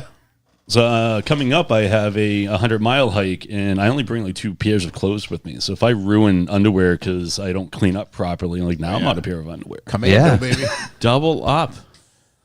Got to double up. Just You ruin reverse 2 them. at a time. No, Like, what no, are you just doing? bring more pairs. It's more. That's more space and more weight. It's The not, underwear, it's not much. You roll it up and shit. I'm gonna pack your bag next time. I'll help you out. Man, I'll help you out. He opens up, it's just underwear. Like, you'll be, and a you'll be bottle like, of holy Captain. shit, look at all Yeah. this shit. Yeah, He's gonna fuck. pack my sack, bro. Why is my I was backpack just so telling heavy? Mark on the way here. So there's Baby wipes. 4 couples going to Roots Oh no. to Roots Classic, and I won't say who. Someone in our group messaged me and said, Yeah. how many bathrooms does this house have? Because last year we went for my bachelor party, so it was all guys. This year, all of our wives are going. And he said, how many bathrooms do we have? Because, let's face it, we all have shit problems.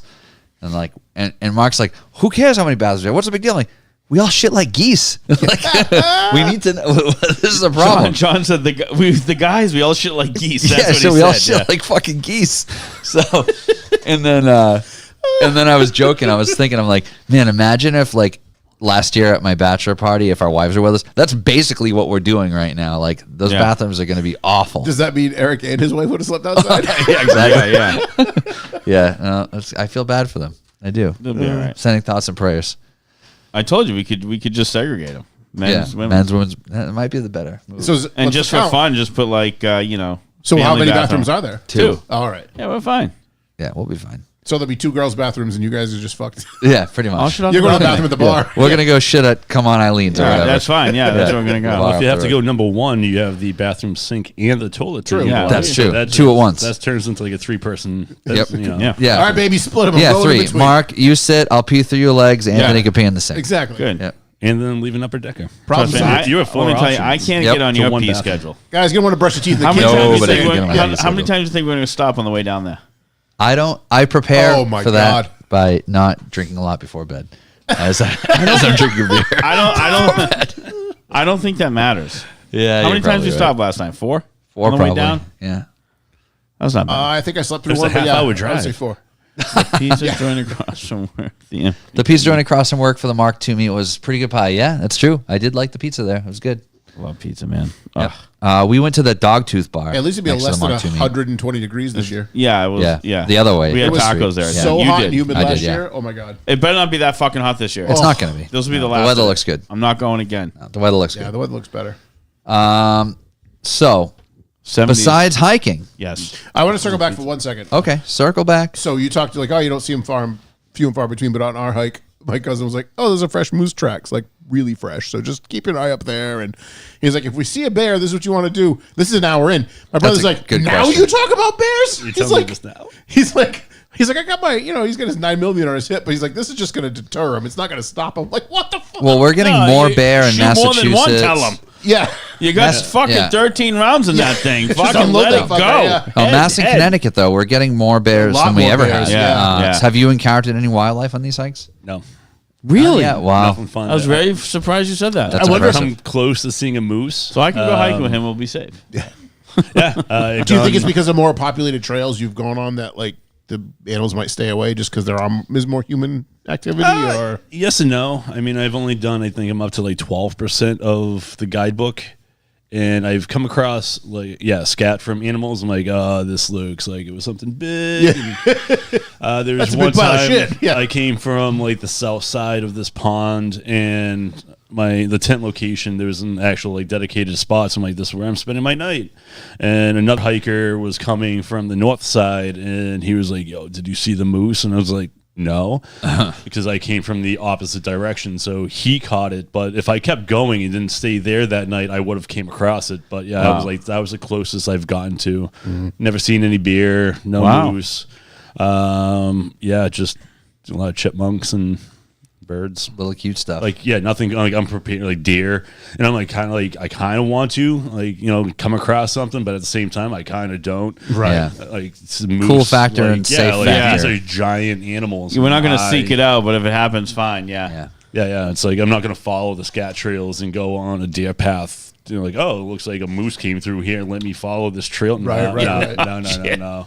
Well, I think that was what happened. It's like we were off the trail, but we were following game runs, like, up through some of the areas just because there's somewhat of a path you can see where you're going. Appalachian Trail. What's your thoughts on that? Is that like a bucket list thing for you to try to do, or? If companies want to sponsor me for that, Yeah, that's because it's months. That's a young kid thing. That's when you do in your 20s because you don't have, like, out of college because you don't have, like, your life hasn't started yet. Yeah, there's no way to realistically do it. It's 5 to 6 months, and it costs Yeah. like 3 G's to do it. Yeah. You need the money to eat, survive, all your gear. You Yeah. gotta like go through like 3 pairs of boots or something like that. So that's 3. No shit. Like you burn through your gear. It's like over 2,000 miles. So I had another cousin who did it, but not at once. You can He section did, hike it. Did it over the course of like Yep. 12 years, and he used to get like 2 or 3 weeks off at a time, and he'd go do as much as he could and then come back. And you start where he left off, and he finished it right before he got married last year. There's a guy Josh knows 2 that's years done ago, it yeah. twice now, Twice. Yeah. all Crazy. at once though. He did like the whole you can mail your stuff to like boxes, and then you pick it up and dump Yeah. your other stuff on the way and mail it out. Like, say these little huts. There's like these little Interesting. huts That's and kind of stuff. what I was thinking about. I'm like, you're carrying all those boots, all this fucking like. No, he didn't. He did it. In No, yeah, manageable chunks, but, like- But yeah, Like, is no, that if you're what- doing it in one shot, you can set it up to like have stuff mailed to that's pick cool. up All station. right. definitely 'Cause I was did it like, in, like- shit, man. I'm like, boots Every aren't few fucking days light. you go into town and Yeah. usually okay, go all to the right. post office to I was like, fucking or 3 pairs of fucking boots. Like, that's heavy. Yeah, That's a some lot of of his weight. chunks were like 14 or 18 days. 21 days, something like that. And then there's a lot of picked up and companies come and back, people yeah. too, like along the trail that are like, trail angels that Yeah, will yeah, yeah. help support you along the way. And, if you need an address to drop something, like you can find stuff without going like 5 miles off the trail to go into town. Mm-hmm. There's a few towns like Rutland is a big one in Vermont or New Hampshire and little. because it starts in Canada, right? Because I know he was in Canada at one point, Yep, goes from and then all the way in Maine, West Baxter, Virginia? When you're hiking, Georgia. something like that. Yeah, Georgia. protection wise, what do you have? Just I bring a knife. that's it. It's wits. Yeah. Yeah, wits. He's got a couple of good jokes on the ready. yeah, right. Yeah, maybe some beer spray at most Yeah, if yeah. I'm going into like. Yeah. It depends on if I'm What you're if doing, I'm where doing you're popular going, trails sure. and like summits, or if I'm going actually deep into the forest. Yeah. Kind of you prepare for what you're doing. So if For sure. Yeah, bring a beer box or a beer mace if you think you're going to encounter beers, and if I'm not staying, in most places, if I'm not in a shelter or like. If I'm in the whites, I'll sling my food bag and all of that, and I'm not going to keep that on me. Too, then surprisingly, rodents are a bigger issue No So kidding. it's like, oh yeah, Interesting. they'll eat through I mean, it whatever makes to get to sense. your food. So like people are like, oh, if I have food, bears are going to come. It's like, no, chances are mice are going to come and eat through everything Right, to right. get to. So how do you protect yourself from that? You get a rope and a bag, and you sling your. Oh, your- sling it. Yeah, Sling you it. Yeah. sling all your smelly stuff, deodorants, toothpaste, Wow. anything that has an odor. Food, you shouldn't be bringing makeup and perfume on you if you're doing if you're bringing a beer, like having to sling a bag, you shouldn't have stuff like that. But anything with a scent, you throw it into this bag, hook it over a tall branch, pull it up, secure it. No shit. Cool. Yeah. Yeah, you don't want that on you because Love that. a beer could come, but chances are you're gonna have mice and rob rodents, you. motherfuckers. They're gonna eat holes through your gear, Through your shit, yeah. which is like the bigger concern. Not to mention, they just contaminated your food, but like now you have a hole in your sack and you don't want a hole in But your now sack. it's like, oh great, this backpack was like $400. Yeah, so right, you just right. need a hole in it, and like you little bastard. Yep. But basically, if you had the opportunity to do it, it would be a cool thing to do. Yeah, Pretty much. If I had these 6 months and no cat, I would miss my kitty too much. Yeah. I think she would miss me too much too. So that would be a problem. But yeah, if you What have kind no of cat family, do you have? She's this little fluff ball, long fur domestic. All right. Just a cat, nothing special. I never wanted a cat. Man, I fucking love that stupid Shut cat up. now. You're a liar. Just Cat be was nice. fucking No, I like eyeballing that me cat. the other day. He's going to hold strong to that. He's a liar. I know he's a liar. She's like 15, so she's just like this lovey. Oh, yeah. Fur ball now. She doesn't really Just do chilling. much. Yeah, she just Yeah. hangs out. She was a nutball when she was little, but Yeah. she grew up and now she's like, yo, just feed me. Same. As I say, that sounds like John. Yeah. So, a recent adventure, not necessarily hiking related, that I saw was your pizza tour. Let's talk about that. Yeah, I Yeah. like to do fun little road trips as well. Yeah. So I do multiple variations of exploring and adventuring, and road trips I try to do like one cool one a year. And fortunately, my car broke down Yeah. the first night of this one, so it actually shortened my 3-day into a 2-day because I was like, But that was great though. You had an extra day or two off from work, so it's like, all right, I'm planning like a weekend jaunt adventure, and you hit all the Connecticut tap rooms spots. closed Monday, Tuesday. And Yeah. it's like, oh, real life still happens. So I can, it's great for hiking and everything else because everyone else is doing like work stuff. Yeah. And it's like, yo, it's Tuesday and I'm trying to like day drink and eat pizza. Yeah. Is Where do you pizza, Connecticut, here I come. is Yeah. pizza your favorite food? I would say so. Yeah. Up there with ice cream. Yep. But so Connecticut's known for their thin crust Neapolitan style. They're world renowned for their pizza. Like, there's little sections like everyone thinks like, oh, there's New York, there's Chicago, there's New Haven. I'm like, well, New Haven's closer. Yep. So and it's like I always go north. I don't really explore Rhode Island and Connecticut too much. So this gave me a reason to go down to Connecticut for supposed to be 3 days, but in this case 2. So the first day was Mystic Pizza and Privateers Pizza and Provisions. Mystic was super cool. They have the movie playing. Like, I want to say it's just on repeat inside the restaurant. I would imagine so. Yeah. And there is It's just called Mystic Pizza, right? The movie. Yep. Yeah. Yep. Yep. And it's like a rom-com, right? Yeah, it has its funny moments, but yeah, it's like It's like rom-com, teenagers like- becoming adults. Yeah, it's like Yeah. a coming, coming of age story. age. Coming Yeah. of age, that's the one I was looking Romance for. movie. It's pretty good, and like the writers or part of the creative team stumbled across them, and they just loved the like the nuance and the area that they were like, hey, this is going to be the location of this movie now, and so there's like all kinds of memorabilia and like newspaper clippings and all kinds of like stuff like that all over the walls. Pizza was great.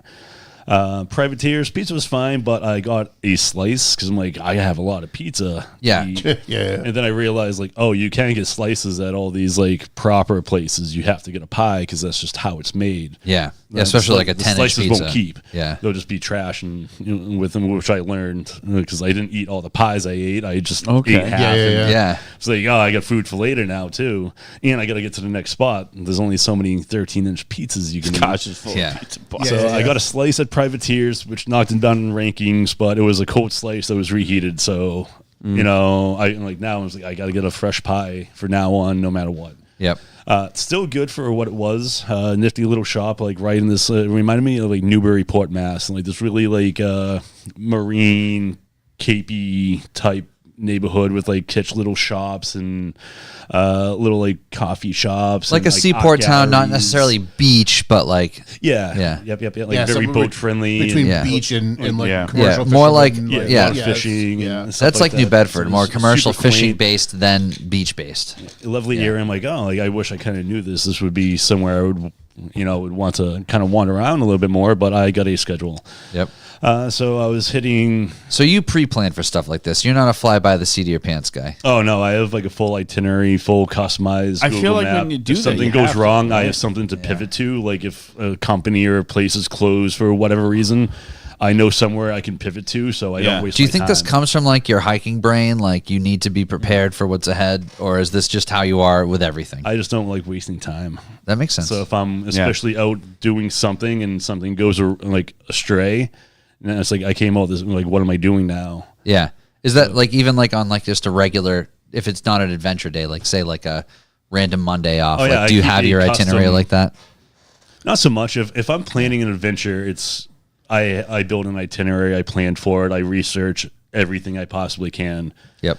But if I'm just like winging it day to day, I have like a master map that just has, each layer's a different thing: hiking, beer, food, special interest, this, that, whatever. And I have routes. I have everything is there. So if I find myself with open time, I can just pull up this map and be like, what's close to me? I can just find it. You're an I like organized that. person. I like that. That's pretty good. There's some chaos to it, but yeah, it's Yeah. No, I organized- feel like it's that's organized like a chaos. mafia. It's Well, no, organized I chaos. think yeah. the reason I ask that is I feel like I can really understand a person more that way. Some Yeah. people are just like, yeah, no, I'm just winging it. Versus like that, even if you don't have a plan, you have a means to make a plan from that system that you made. sure. Yeah, no, Then that's it's cool. like, for the road trip, this pizza tour, for example, I had my itinerary is based, drive times included. I know like I'll allot so much time to how long I think I'll be at a place, and I'll just build it out. So this is my day. If I follow this, I can hit all this and then just execute and have a day. And doing it yourself allows that, because if you involve other people, Yeah, then yeah. that's fucking yeah, out the it's window. so- Unless you have somebody that's willing to just be like, I'm on your itinerary. Yeah, you have to go by the schedule, or Yeah. like we Yeah. have to sacrifice. Fuck off. Well, the bus station's over there. Yeah. Yeah. But then I usually have stuff like I'll italicize like Yeah. one brewery or something. Like if I got time, Maybe we'll go here. I'll hit this, but if not, this is what gets cut. And I had 9 pizzerias on this tour. I hit 5, but I did lose a day. That cost me, I think I had 2 on that last day. But yeah, for timing's sake and enjoyability, it was just like, do I want to like stretch it, or do I want to embrace it? And so it's like, now I'm on my 3rd pizza. Like I can't smash this down like I did Yeah. the first. How one. many Right, pizzas right, did I Like eat? Yeah. first Ooh, off, I didn't include the fatigue factor with the yeah, pizza. it's Yeah. like, oh, like I need a nap. Yeah. The end degree. So I banged out I skipped one that first day because I was excited about getting deeper. I was supposed to stay at Devil's Hop Yard State Park, and I was like, oh, this is like metal and hop yard. I'm like, this is like right up my alley. This is great. Yeah. And I never made it because my car broke down. But there's a nice castle, Gillette Castle. It cost like $6 to like go in. It belonged to a actor. He played Shakespeare in theater. The state ended up buying the property after he passed. Short story. So it's like $6. It's $7. You get to walk in and That's check cool. it all out, and it's very eccentric. It's super nice, and it's super castle-y. Everything is like fieldstone built. It looks super cool. Nice. And then right below it is one of the 2 operating ferries that crosses the Connecticut River. Oh, no shit. And you Okay. can actually see the little ferry crossing, shuttling people back and forth. And I was like, cool, I'm going to do this. And there's 2 breweries right on the other side. And I was like, this is, my last stops. I'm going to crash at those breweries. The sun is setting. This is why I'm at the castle. I'm getting my nature stuff in. They have trails that walk around too. You can spend all day there. Big place. I'm like, sun's setting. Then it's like, I can't take photos outside anymore. Oh no, I got to go drink beer. Yeah. Yep. So I'm on the ferry, and yeah, that's when my starter, the Bindex in my starter, I had like 6 hours to wait for AAA, so I figured out what was happening to my car. Yep.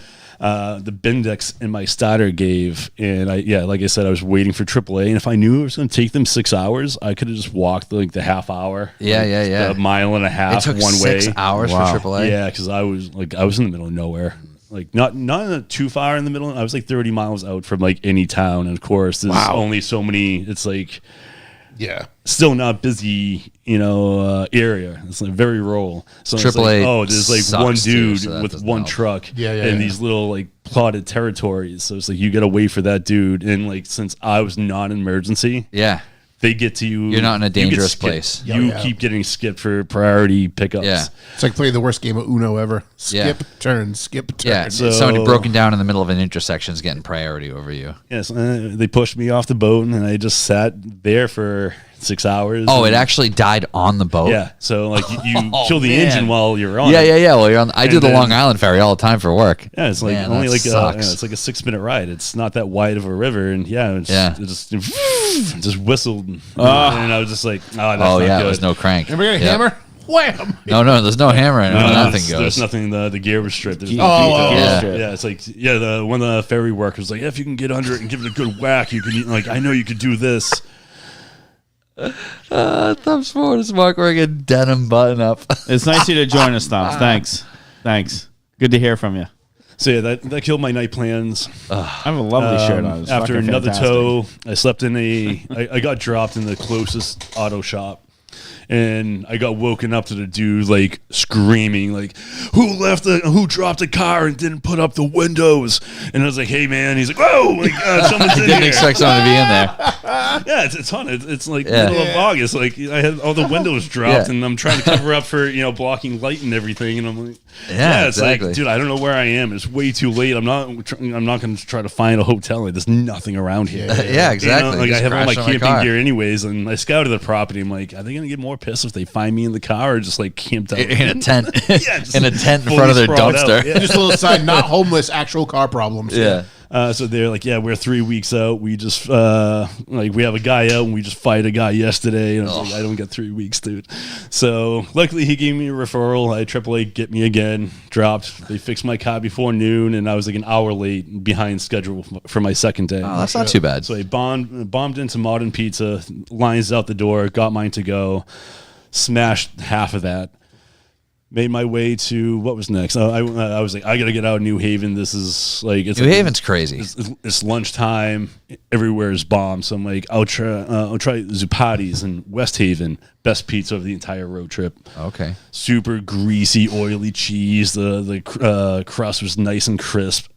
I had a local make fun of me because as soon as he saw the camera, I'm taking photos of the pizza, and of course, like I just look like a weirdo. Like, who does that?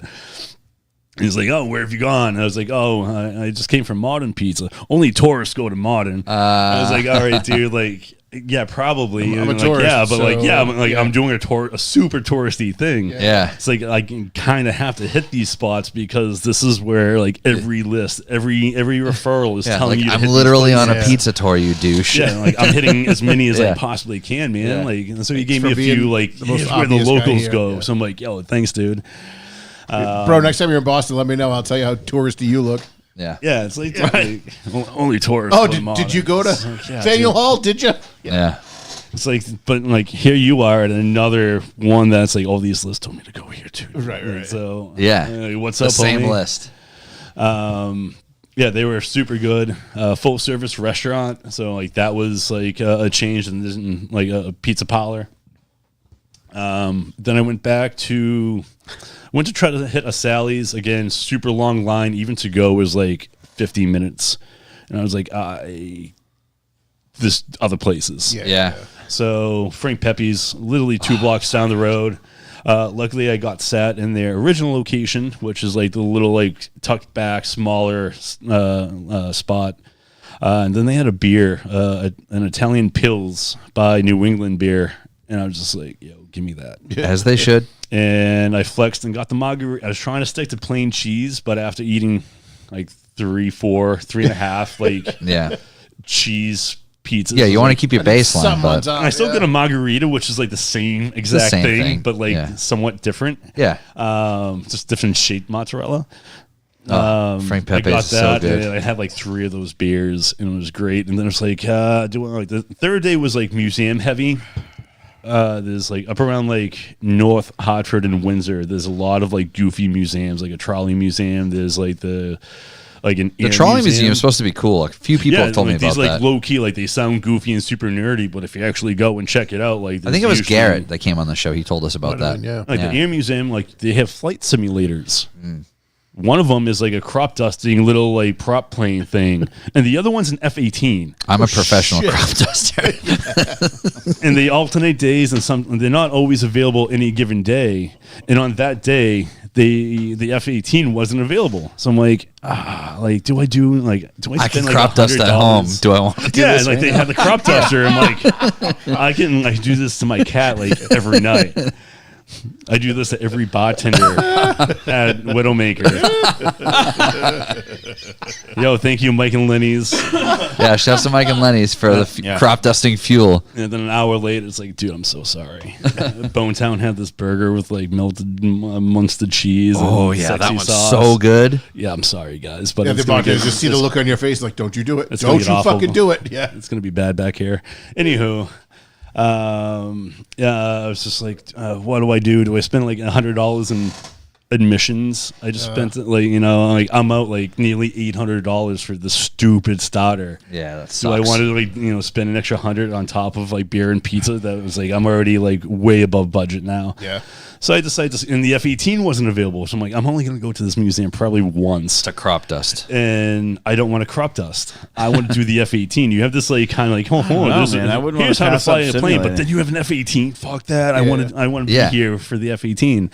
So I was like, I'm just gonna go in that part of Connecticut. I'll do this trip again and hit like different pizzerias, the ones I miss, and Yeah. the one that dude I told sent me you to go that to. one. Yeah, gotta check out Bar.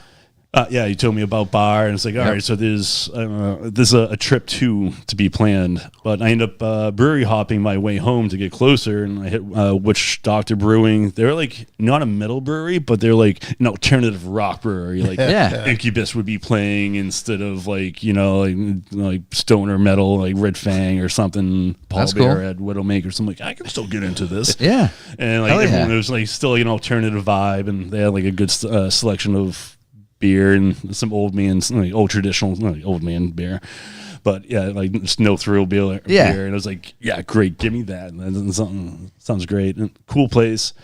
And then I found a trail that's right behind Illicit Brewing in Connecticut that has like old like ruins and everything, and I hit that for sunset. So I banged out that little 2-mile trail in like, I don't know, half hour. Nice. There's no rocks or nothing to Yeah, ascend. just a It was quickie. just a quick little route. And the sun was setting, so I'm like, I got to get the fuck out of here. I don't have a headlamp or anything. I just have my cell phone and Yeah. whatever. And now I'm super. Now that I got like a beer there, now I started it. Now I'm like, I got to get another beer.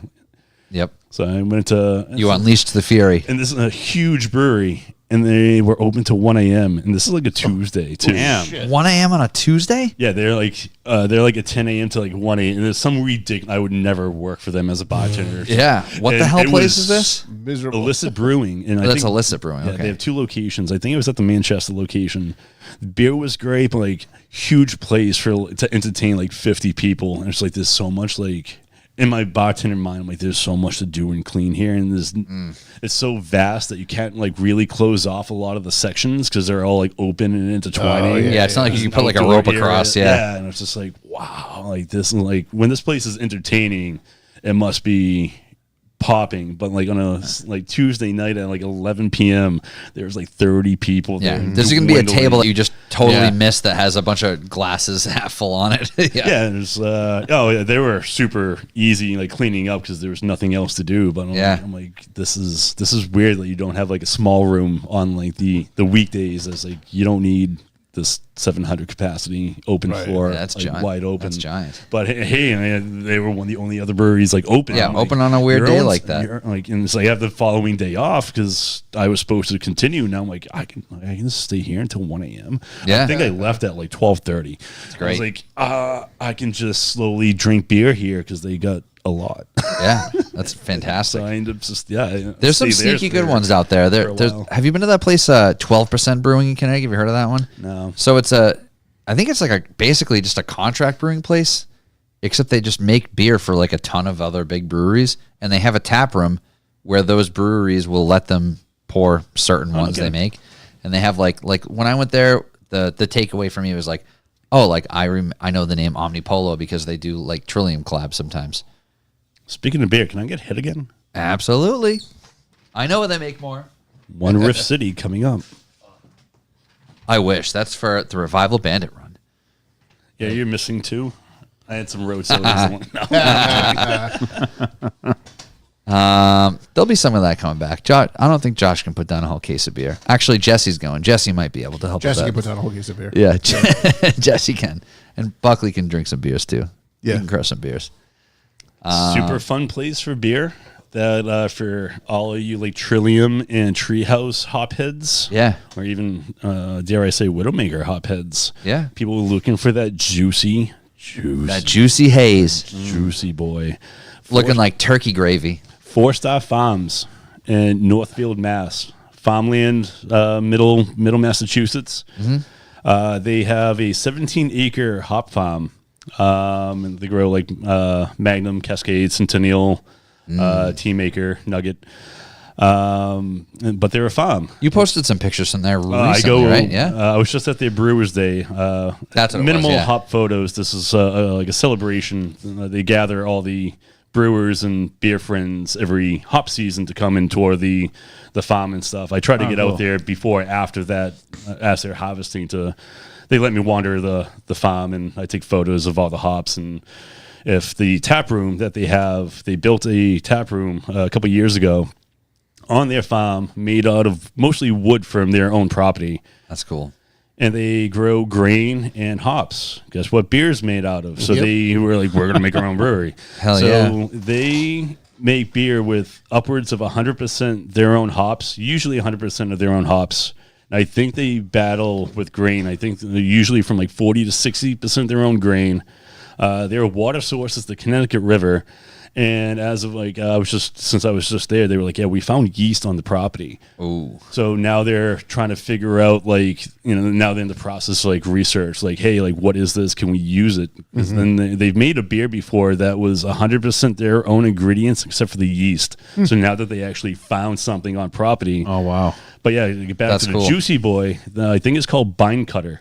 Like, think about it. They're like, especially now when the hops, like, they're harvesting right now. That beer is going literally, like, if you are there in July, August, you can sit in Adirondack chairs in their property and drink a beer as you're watching like hops grow. It's awesome. So cool. it's like farm to glass. Yeah. And it's the most fresh. And like, I don't know if you've ever taken a wet hop cone and just split it in half and smell it. Oh. It's amazing. This This beer smells like that. It tastes like that. It's like, this is better than any Trillium or Treehouse beer I've ever had, just due to the fact that this is the freshest ingredients a beer could ever have. Kenny, It's so good. coincidentally, the location farm where I first met your former employer as well in planning stage. Yes. Tole family, 100%. Yep. Yep. Yeah, it's a family-run business. Yeah, great place. That's awesome. Very Definitely beautiful. sounds like Sunsets something I are wanna check out of out. this world. Yeah, and they make old man beer. They make just mostly traditional styles. Chris Sellers is an amazing brewer. He just executes, and again, he's working with some of the most freshest ingredients. It's just the beer is just out of control. It's too good. I'll definitely have to check that out. I checked out a new one over the weekend, actually. I went to Lookout Farms. Have you ever been to that one in Natick? No, there's a farm in Natick Yeah, I had no idea. that makes beer. That's cool. So I was gone all weekend, and my wife was like, I just want to do like basic fall white girl stuff and drink a pumpkin cider somewhere. Like, where the hell can we do that? I was And wondering where just- you guys were. I just saw the like photo, Google, and yeah. it was a Monday because it was Labor Day. Right. And like we were saying, Monday's a weird day. A lot of shit's closed. I just Googled like cidery today, and this place popped up. They made cider. They were open on Monday. It's called Lookout Farm Brewing, and this place had a huge farm, like you pick your own apples and pears and whatever the fuck. They had an outdoor restaurant. The food was actually really good. Right. And they had a tap room. The tap room was closed, but their outdoor restaurant was open that served the beer that they brewed there. Sure. And I had like a October. It wasn't an Oktoberfest, but it was like a seasonal Kolsch type thing, and it was pretty good. It was really good. The cider, and I had a sip of her pumpkin cider. It was really good too. So, but yeah, but the point was, place with a view like that's great. Yeah. I love to sit in an Adirondack chair and just look at a farm, smell the flowers. Same thing. I think last year, speaking of Four-Star Farms, when I was out there, it was like, I don't know, a Tuesday or something, and their tap room's not open. So I was like, I really want a beer. Yeah. It was last August. I was on a wet hop American summer tour in Vermont. And then we started, I was with my girlfriend at the time. And we started, our first day was Four-Star, like heading west to go to Vermont. And the rest of the 3 days we're going to spend like brewery hopping, and we're going to visit Champlain Valley Hops, which is the largest hop farm in like New England or this side of the Mississippi, something like that. Huge, like it's massive. And since Four-Star, I was like, I really want a beer. Like I'm wandering a hop yard and I can't get a beer, and smashed it into Google, and this like small little husband and wife shop was like right around the corner from them, brand new. I was like, I've been coming to Four-Star for years, and I'd never heard of you. It's like, well, yeah, my wife has been doing like wine out of the barn for years, and now that I retired, I wanted to do beers, like this, middle-aged, Yeah. Oh yeah, And I know the like, "This is guy. what I want to do. Overalls, lumberjack. Yeah. Yeah, just like this typical like farmer white dude, and he's like, yeah, I want to make beer, so this is what I do, and we did all this, and now we're open, and it was all old man beer, like red, brown ale. I'm like, and I'm just like all about this. I'm like, oh, you're just making simple, straight traditional styles, like, and I think I had like, I went through, he had 6 beers, and I was just doing half pours. I'm like, give me one of each, and he had this peanut butter milk stout beer out of all these other ones that was like super traditional, and I was like, all right, I'm not going to drink that one. It's probably going to be bad. And towards the end, we're walking out, that one. And I was like, yeah, can I just get a splash of this? And it was so good, and I didn't expect it. I mean, like, dude, you're making all these other beers that no one gives a fuck about, and then you're making like a hype beer. And it was actually really good. Left hand milk stout was like one of my favorite. I think he called beers it back in the day. Oh, jeez. Because like, Nice. it was What do like you call it? backdoor brew. I think because it was the back of the house, and I think they added an addition on. Yeah. Yeah. Or something like that, but like it was such a lovely little beer garden with like string lights and little like garden like flowers around the base of every tree, and the lawn was like it was a super quaint little like place, and it was super nice having an option for like, I'm gonna get a beer. Oh no, I'm not. Yeah. It's Tuesday. Little tiny places like that are the best. And finding a place open on a weird day is great like that too, because sometimes you just end up in a place where it's like, oh, it's Tuesday at 1. Where the hell am I going to get a good beer? And then it fucking just kills it, right? Like meaning in a good way. Right. Yeah. Right. Yeah, I don't want to end It's up hard. at like a brewery that is open because they're massive, Yep. open late nights that might have like the owls are coming out. You don't want to go there because the beer's not going to be good. Yeah. Yeah, I can't really say too much, but I'd rather. I get you. I'd rather that small hole in the wall place. Sure. That Yeah, makes for good sure. old man beer than bad Yeah. IPAs. That place I was talking about, Natick, Kenny said started as cider out of the brewery when it was open to the public. Yeah, it's a neat place. Definitely check it out if you're in the area. Too rich for my blood overall. I wanted to just like walk around, like you said. I just wanted to like walk around and look at the farm, and I was like, oh no, you can't walk over there unless you're picking apples. And I'm like, well, it's $33 a person to pick apples. I don't need $66 of apples, so I'm good, dude. Like, I'll just look at your pumpkin patch from here. But yeah, the food and the drinks were good. So he reaches in back pocket, pulls out But yeah, telephoto but lens. my point is, after I spent $110 That's my tricks, man. I on can get sandwiches up and there. beer, I'll zoom in. It's fine. I'm like, I just want to like walk through your farm. You And can't. it's like, no, you got to spend $33 You did a not head spend enough. to get a bag for apples, which I'm just going to inevitably feed to my pigs because we eat like 2 apples a week. Right. How do you feel about apple picking overall? I think it's cool. Like if it was like gotta be in there? 10 or It's 15 bucks. absurd. I got places for you. If it was No, like I don't wanna go. If it was like 10 or 15 bucks a head, like Cassie and I would have happily done it. But I'm like, Yeah, I'm 10, not. $15, okay. I'm not And you spending. pick as I'm much not as you spending want, as much as the bushel is. $66 It's insane money. to go walk through a farm and get a bag of apples. It's fucking crazy to me. I'm paying them to do the labor. Right. Right? That's what's happening. Yeah. They figured it out. They figured it out. They're like, They figured it out. We'll charge them fucking stupid money. They're going to do it because they have kids and everyone wants You know what brought this on? See, that's the difference, Pumpkin though. spice You're bitches going brought to the this on. touristy spots like Honey Pot Farms I just can't and all do that. it. Like, I can't do it. Those are attraction-based farms. You got to go to like the real orchards. Like this is just what we do, and then We're doing then this you find anyway, out- regardless if you Yeah, come. we already have CSA programs, or like we supply local companies already, like Scott Farm in southern Vermont. So new places all over the place. Ever watch Cider House Blues, the movie? Nope. Cider House rules. Yeah, more like Cider House rules, bro. No. Yeah, that's a harsh joke for that movie. It's a really Yeah, like it's sad. emotional drama. Seriously. Anywho, the location for that film is at Scott Farms, and it's like it begins with a D, Drummerstown, Vermont. Anyway, it's just north of Brattleboro, and they're like 100-year-old orchard. They make like it's like an heirloom orchard, and they have a lot of property, a lot of trees, and they have like 100 different varieties of. They're gonna be all bumpy and weird because they're like the most organic and old trees like in the region. Yeah, it's not like a perfect red Macintosh apple or something. Which, it's not cultivated, which then you find out like, oh, that's genetically altered to be perfect. I'm gonna Right. take the bumpy Just some apple. chemical I'll take the one that's bullshit. made for pies, please. Yeah. Yeah. Yeah, the bumpy Genetically one tastes altered to better. be perfect. Yeah. That's why apples that you get at like Stop and Shop like stay for like apples do generally stay for a while. But like this place is it's like a magical land of apples. I like Where apples. you gotta go. It's still expensive. Of course, you got to pay somehow, and No. pick your own is a waste. They lose a lot of product for like the people who like pluck and like 3 apples fall to the ground. Yeah. And then that kid only pushed that one, but now someone it touched the steps ground. on it, and that's so it, yeah. like no one wants Now it's that apple junk. now that it hit the ground. It's like Yeah. that just fell from the branch. Like take it, put it in your sack. Yeah. But, Yeah.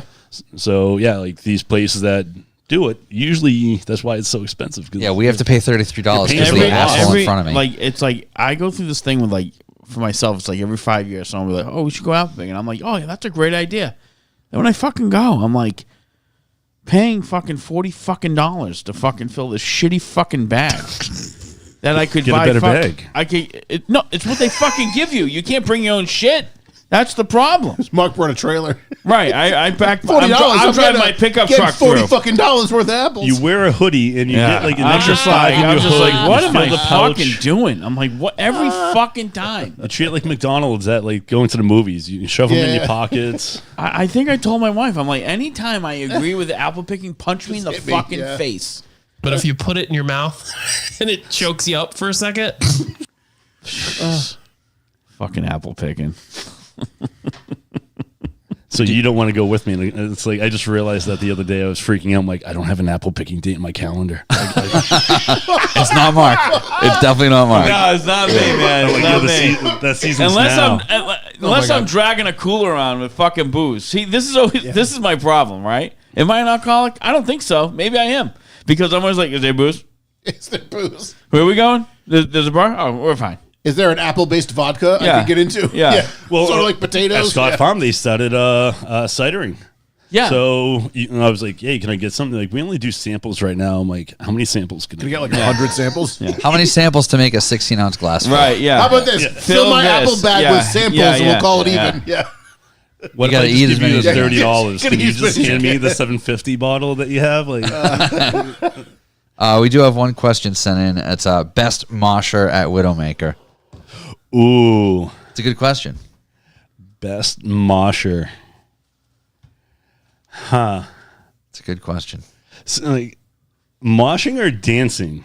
Because dancing, I would say you and Keith have been trying to one up each other like every show. Yeah, I would agree with that. I would not call Mosher. it John does dancing. I gotta tell you, Yeah. all of it. Yeah. Mosher, My God. I don't know what show it was. It had to be Hop Smoker, but someone barreled in and like I don't know, it was to the point that like I had to stop shooting, like pay attention because I'm like, do I have to react? Holy shit! I mean, the High Command show, like Keith and I both had a whole just before we chained and put the speakers, the speakers on the ceiling. Oh, they were on poles, right? Yeah, and it's Yeah. like I had to like wait, like I had to grab one and Keith had the other one. Like we could not let those go. Okay, I was DC's literally awesome. just thinking, I'm like, someone Yeah. asked that. Yeah. I don't remember who it was. We'll get to that. That was perfect. Yeah. Yeah. Oh man. I'm so glad that Keith got so pumped last time so I could do my manager mosh photo shoot. It's great. Yeah, you kids are so man. cute with your little karate moves. What do you call that? Just like what? Like the dancing. whole? Is that dancing? Yeah, it's Is that what dancing. that is? Yeah, man. John's back spin kick used to be a lot It's higher. like it's Now like much you lower. fucking. I can took- still kick really high Yeah, that one time. for 39. I think Yeah. Barry, you did had a. It's like you gotta- tased a zombie and the reverse, gotta put your reverse dancing effect shoes on. happened. When it's time to rock. Barry, you dead. Yep. DC sauce. Don't forget hot dog is a sandwich question. Do you think a hot dog is a sandwich? I consider a sandwich. It's something in bread. Oh wow.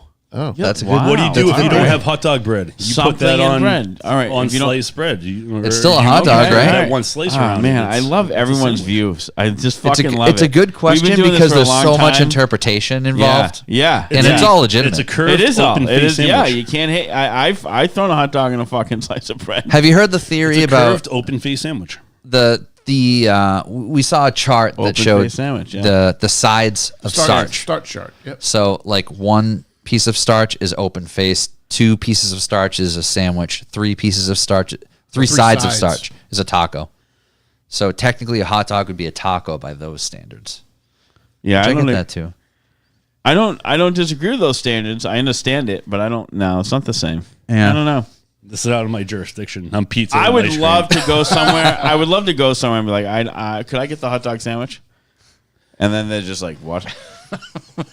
I'm like, go to your fucking chef. I bet there are places that have that on the board that says hot dog sandwich. We got to find the place. I hate to bring this up because I know my bosses are listening, and I don't want to give them an idea. Because I wouldn't. No, it's a bad idea. Well, you gotta Last tell us brewery now. I You know had, I worked at. We offered hot dogs, like Yep. Costco dogs, which, by the way, are phenomenal. They're really Yeah, good. they're not bad. And we always made sure that, like, it was like, I don't know, they were like $3 like each, or 2 for $5. As Yes. they should be. And they Yeah. were like, they were just like, they didn't make the brewery money. They were just like a comfort food, and Love it. but they were super popular. Emma Yeah. has to make hot dogs at the fucking farm stand. Yeah, a hot love dog roller, those fuckers can sit on there all day it. all day. and they'll be fine. I mean, they can, but they shouldn't. Yeah, Yeah. It's, we would make them As listen a- water. If I'm As a- hungry enough, I'm going to eat As an a aged peripheral hot dog roller owner, I can tell Yeah. you right now, Yeah. don't leave them on there. Ryan that long. actually Yeah. has a commercial hot dog roller. Well, it's a and semi-commercial. It's small. It's pretty commercial. It's pretty We- good. I that's mean, what they had, You can and do 18 at a time. one. Yeah, 18 at a time. You're a commercial. I Okay. was responsible for cleaning it on a Yeah. weekly basis. It's I'm soft. like, Well, yeah, this Kenny, is awful. I And wasn't they were going to great mention burritos. that. I heard actually of the designed Woofers on a Wood. whole menu for Woofers on Woofers on Wood. It was a hot dog menu that was spoken about. I don't know what happened. Are we going to to speak it. about it next If week? it's not I don't know. bartender I think we duty, should. I fully support it. Yeah, what'd you say? I don't know what Not happened to it. bartender like duty or responsibility. Listen, it's not I my fully support that's it. not my You jurisdiction. can hire me. I'll be the hot I dog got, guy. I got Hire an a hot email dog guy. that You're gonna said have to to make hire this. a I wiener made guy. it. Yeah. Yeah, Woofers on Wood. Woofers on wood. I love it. Yep.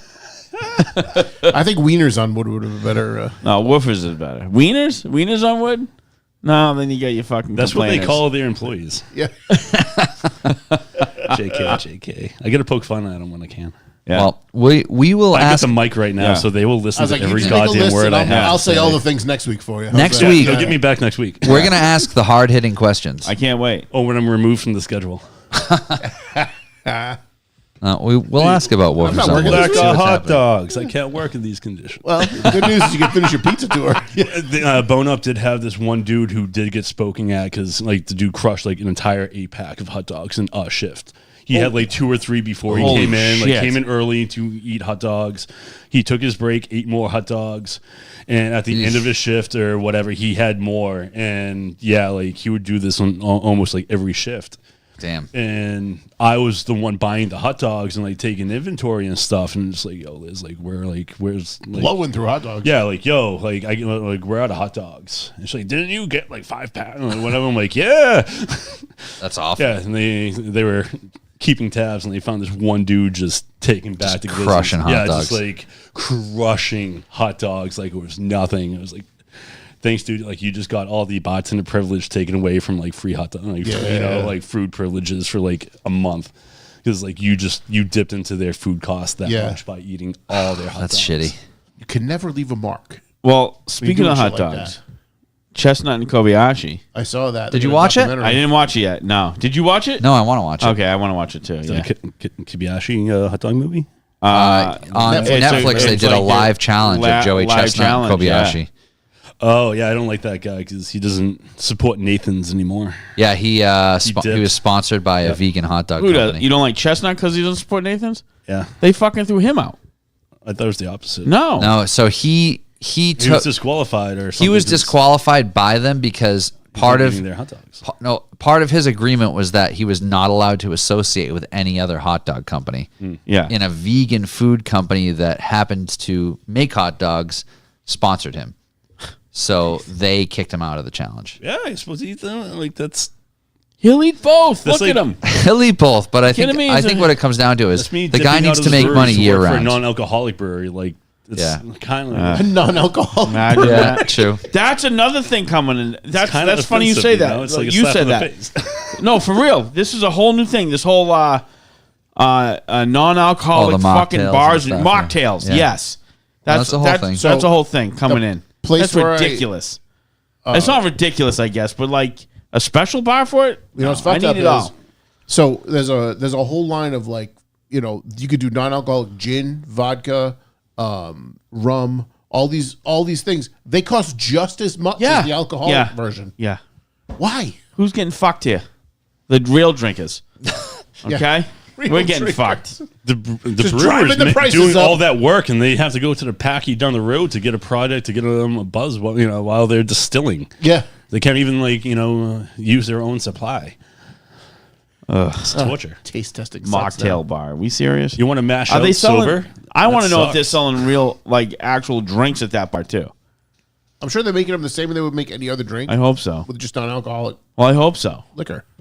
My understanding, it's like a whole establishment. No, there are places that specialize in that. No, But there are. So listen, I'm not I don't opposed to want to having believe a, it, John. a version of that on any menu, right? So yeah, if you can't drink, you can't drink. You still want to have like a drink, whatever. That's fine. All right, yeah. I have friends that don't drink. You know, I like it on a menu for like, and I think it goes both ways too. Like I have friends that don't drink, that drink NA beer. I have friends that don't drink that crush do NA too. beer all the time. I do too. And then I have friends that don't drink that it's like, I do. I don't drink. Why the fuck would I want to have an NA beer? So you want to So- drink and all you that? know, who am throw I? up I and don't not be care, drunk. yeah. That's when you really like the flavor. But yeah, but to me, it's Which like to I me, don't. I don't whatever know. works for you, dude. You know, and my friends that do. As like we the all NA know, beer I thing, drink. yeah. I drink with a purpose. we know. No, but I do like. hate eating. I like the taste of I like beer. the taste of beer too.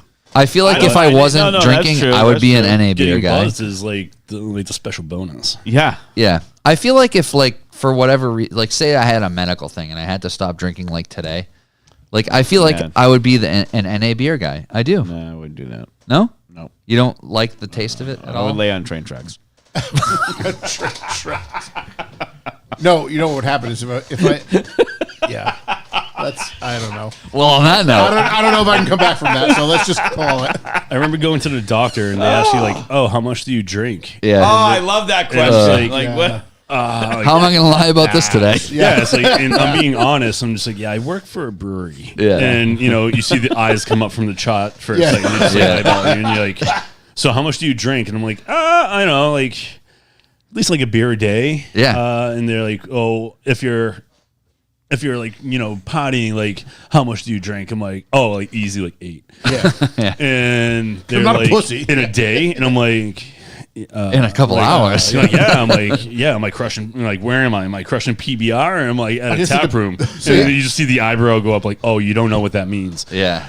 And in their head too, they're multiplying that number. Oh, and yeah. I'm being Oh, honest, yeah, like, Yeah. Yeah. There's a factor in like there. I Yeah. kind of have to drink as a required of my job. Like, I guess you don't. I think you should to taste the beer. I'm like, I've encountered people like, I'm doing a dry January, but like, hey, this new beer dropped out, and they're like, well, I gotta try it because Yeah, like I gotta know exactly. what I'm talking about. And to the point, like, hey, I don't get to know a beer unless I have a pint of it. So, Yeah. how many beers do we have? How many are we releasing? Like, I'm having like one, like, and then you get the shifty. So it's like, it's okay. If I work, I'm having a beer. Yeah. And then if I'm not working, I'm having 7. And then you're multiplying this by like 4. Yeah, I hate but the I'm trying to be question. How many by honest week? with you. Yeah. Like, weekday, average day, I'm having like a beer, maybe 2. Yeah. And then if I have no responsibilities the next day, or if I'm hiking, it's like, yo, I'm throwing that 12-pack in my pack. And hey, guess what? It's heavy. And the more I drink, the lighter the load gets. So what's up? Which is what I do at if I was Wachusett Brewing. When, doing the math right now. Oh, God. Just an average. That's a scary. Like Friday through Sunday is at least. It's already above average. Yeah, He's like, you're supposed to have it's like at least, 6. Like, if you a have to week. think about it, you're already done. it's like 10, it's like 30 to 40 Yeah. in a weekend. So easily. I took a psychology And that's class. on pace. That's not like this is just me having a good time. Yeah, it's like, this is me considering myself non-alcoholic, and you're like, you drink this much on a regular, like just because. I'm like, well, like just today. Let's see. it's not Today, normal to you. 3 to the bar, that's 6, and we're at 9. Yeah. Today. So I took a psychology class in college because I had to, and it was just an intro psychology class, and they're always super funny. And there was a whole section on alcoholism and the psychology of it, right? So like we did this whole thing, and basically the premise is like, you don't have to drink every day to be considered an alcoholic. If on Friday afternoons you think you had a good long week and you want to have a drink before you go home, and you count on that every Friday, you're an alcoholic. And I'm like, that's bullshit. That is the most fucking broad. No, that's fucking bullshit. bullshit. As I'm like, well, I guess there's no coming back now. To me, my opinion, alcoholism is based on you need it to function, you need it to cope, you need to drink. You know, you have to have it. Having to have it and enjoying to have it are very there's different. 2 different things. I enjoy to have it. I don't have to. Not according to the books, though. Yeah, and the books are fucking stupid. This is why I don't read. But I like the one where the guy's like, obviously the guy who wrote that book's too much of a pussy to have a beer on a Tuesday. Yeah, I can't read. Everything's he's having too blurry. fucking Shirley Temples. This guy. I'm sorry. Yeah, you see the one where the guy's like, so how much do you drink? And the guy's like, oh, what do you drink? He's like, I don't know, like 1, 2, 3, or like 8. He's like, you have 8 drinks a week? He's like, oh, week? Yeah. And he's like, he goes, oh no. He goes, something else. He goes, yeah, drinks, whatever. He's like, and that's drinks and beers. Like, oh, you're counting beers too? Like, yeah. No, the best is the Moneyball clip, and it's like 47. 52. I don't know why I just lied about that. Oh yeah. The meme, the Moneyball, the Moneyball clip. Yeah, so good. Or what's his name from Parks and Rec? How much do you drink a week? One. Yeah. One drink? No. One bottle? No. One shelf. One of my favorite things at Bone Up, they did sensory like every Sunday, and they started doing like quarterly or every 3 months. We're gonna have like a staff get together. We're gonna go through everything. Like we want to make sure you know what the table beer is supposed to taste like. We want to make sure like our flagships you understand and how to describe them. Then we're gonna get into like the barrel stuff. We want to make sure all the bartenders know what they're talking about. I think we had like a quarterly screening to see if you guys were okay. And it's like, Bone Up, the last couple of years, we had like 24 beers available and 12 taps, and then we had bottles. Yeah. And I was there for towards 6 years, so it's like I had my share of these sensories. I'm like, oh, but like then like you're looking at the new person, super excited. I can't wait to try all these beers, and it's just like, I hope you ate like this is like it's going to be fun, but you're going to get annihilated. It's like the kid who gets caught smoking, and it's like smoke that whole pack in front of me right now. Usually it was like it's usually Sunday. Sometimes the meeting would be on a Monday, and it's like most of the like myself and a couple others were full time, but everyone else like the brewers were, but like everyone else was like this is like they work. This is like my weekend gig. They gotta go to like I gotta go to my cubicle Monday morning. Yeah. Like, we're gonna taste 3 different kind of barley wines this evening. Oh no! Like after, like it's like in like, my bosses were definitely unique, but for a while there was an audience that liked to drink there, and like you were getting shit faced that night. Like you would drink at least 8 ounces of every 24 beers. Or like everything we had, or like this series of barrel aged stuff. So here's like an 8%, here's a 9%. Here's Quadless Leg Monster. This is the only beer that didn't reach double digits. Here's what this tastes like. Here's a variant this beer of is this legally barrel considered age. battery acid. Here you go. It was a barley wine series. It was this goes to this country, so it was like more German inspired, more Belgian, and it's like there's 4 of these. It's under 10%. It's not even an alcohol. Here's one of 4 variations of this we have. Yeah. And that was like one pie slice of like 4 flagships, then some mixed firm stuff, some barrel aged stuff, and here's like here's what saisons are. So here's 5 saisons. And it's like then they would mix. Some of the centuries would be like bone up beer, and then others would be like for a control. Like here's they had key lime white ale. So like here's Allagash white. They'd go to like Total Wine and get 4 other white ales, so we could all compare different styles of different varieties of the same style. Super cool, but it's like now you're like we're all splitting cans and everything. Yeah, but right. You're doing that for like 70 beers in. Yeah, it's like a 3-4 hour meeting, and like you're just like slinging back, and you don't realize it because you're only doing little tasters. Yeah. Have We're you ever not done the Millennium Challenge? What's the Millennium no, the Challenge? century. Or the Century Challenge, rather. Yeah. Yeah. So it's 100 shots of beer in 100 minutes, and there's an app that does a ding every minute, and you set it up on like a kitchen island with all the shot Yeah, glasses of that's beer. easy. And Sounds easy. I've done it. it sounds easy. Till about 50 to Yeah. 60. When you're at about 60, it's like You're not drunk. You're so fucking bloated. You want to throw up. for the first like 20, you're like, wow, you're waiting for the time Okay, to right. ding Is it to the drink same the next beer shot. or Yeah. different beer? Can No, I so throw up we and did come it back? with like Coors Light, and What the fuck? and we had 300 shot glasses out across the whole kitchen, around the whole counter of the island, and ding, pew, ding, pew. And then all of a sudden, like you said, when you're at like 70, you're like, you go, oh, how do I have 3? And I get to catch up. It's awful. You just going the whole time. You're going. Yeah. "Brrr, Yeah. Oh god. Brrr, oh god. Yeah. It's a fun challenge, though. When you I recommend everybody you try take a it. Let's sip, do right? it. Let's do it. I'm down. Not now, but another time. No, not. Next time you come on. Riff City. Oh, Rift City Century Challenge. I love it. We can get some rock stars to do like be celebrities. I'm so into that. I think we should do that. We should do that on a Saturday though. Okay. Not when I have to go to work tomorrow. Okay, deal. Yeah. Yeah, no, Tap room's I'm so closed down Monday, for that. Tuesday. I vote we do it on a Monday. Monday sounds great. Yeah. You people in your I'm not fluid taking a day off jobs of over this. here. Yeah. I have actual job to go to. All right. I think we've said it all. You got PTO. It's been great. We're getting into the I had a weeds. good time. Yeah. Matt, you were a great guest. I hope you had Thank you fun. very much for coming in. Yeah. Thank you for having me. To plug my own stuff. Yeah, please Yeah. tell us Yeah, do it. where we can find you. I'm preparing because everything gets lost in the on the gram. You just scroll, and what you see gets lost. So I am now going to make digital and physical zines Nice. based around my trip. So if you want to repeat the pizza tour and get the know-how on how to execute, like some of these will be built for like guides with full itineraries. Like this is cool. how I did it. Here's where to go. I get a lot of people on Instagram too. That's like, where's this location? And it's like, yo, I stumbled. Like this took me like hours to research. Potentially, like I'm not just gonna give it up. Yeah. You can pay me for the secret, like spot where I could see the Milky Way and I had fireflies all around me. Like, Yeah. yo, like I'm not going to post that on the internet. So you can buy my forthcoming zines for this, and the first one is Images from the Pit, a handle I've been using to display my live art. First installment's going to be 100 pages, big, massive magazine.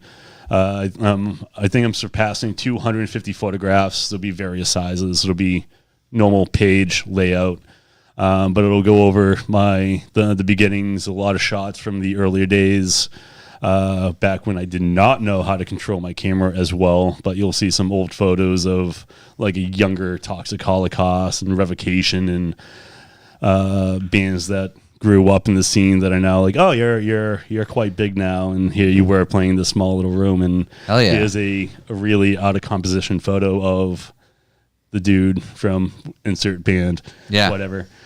So that's coming out, and then I'm hiking the Mid-State Trail again, and I'm going to make that into a guidebook as well. So there's a lot of questions around this trail, and I'm going to treat you'll be able to figure out your way by looking at my photographs, and this is what to expect. And then Kind of like a photographic guide.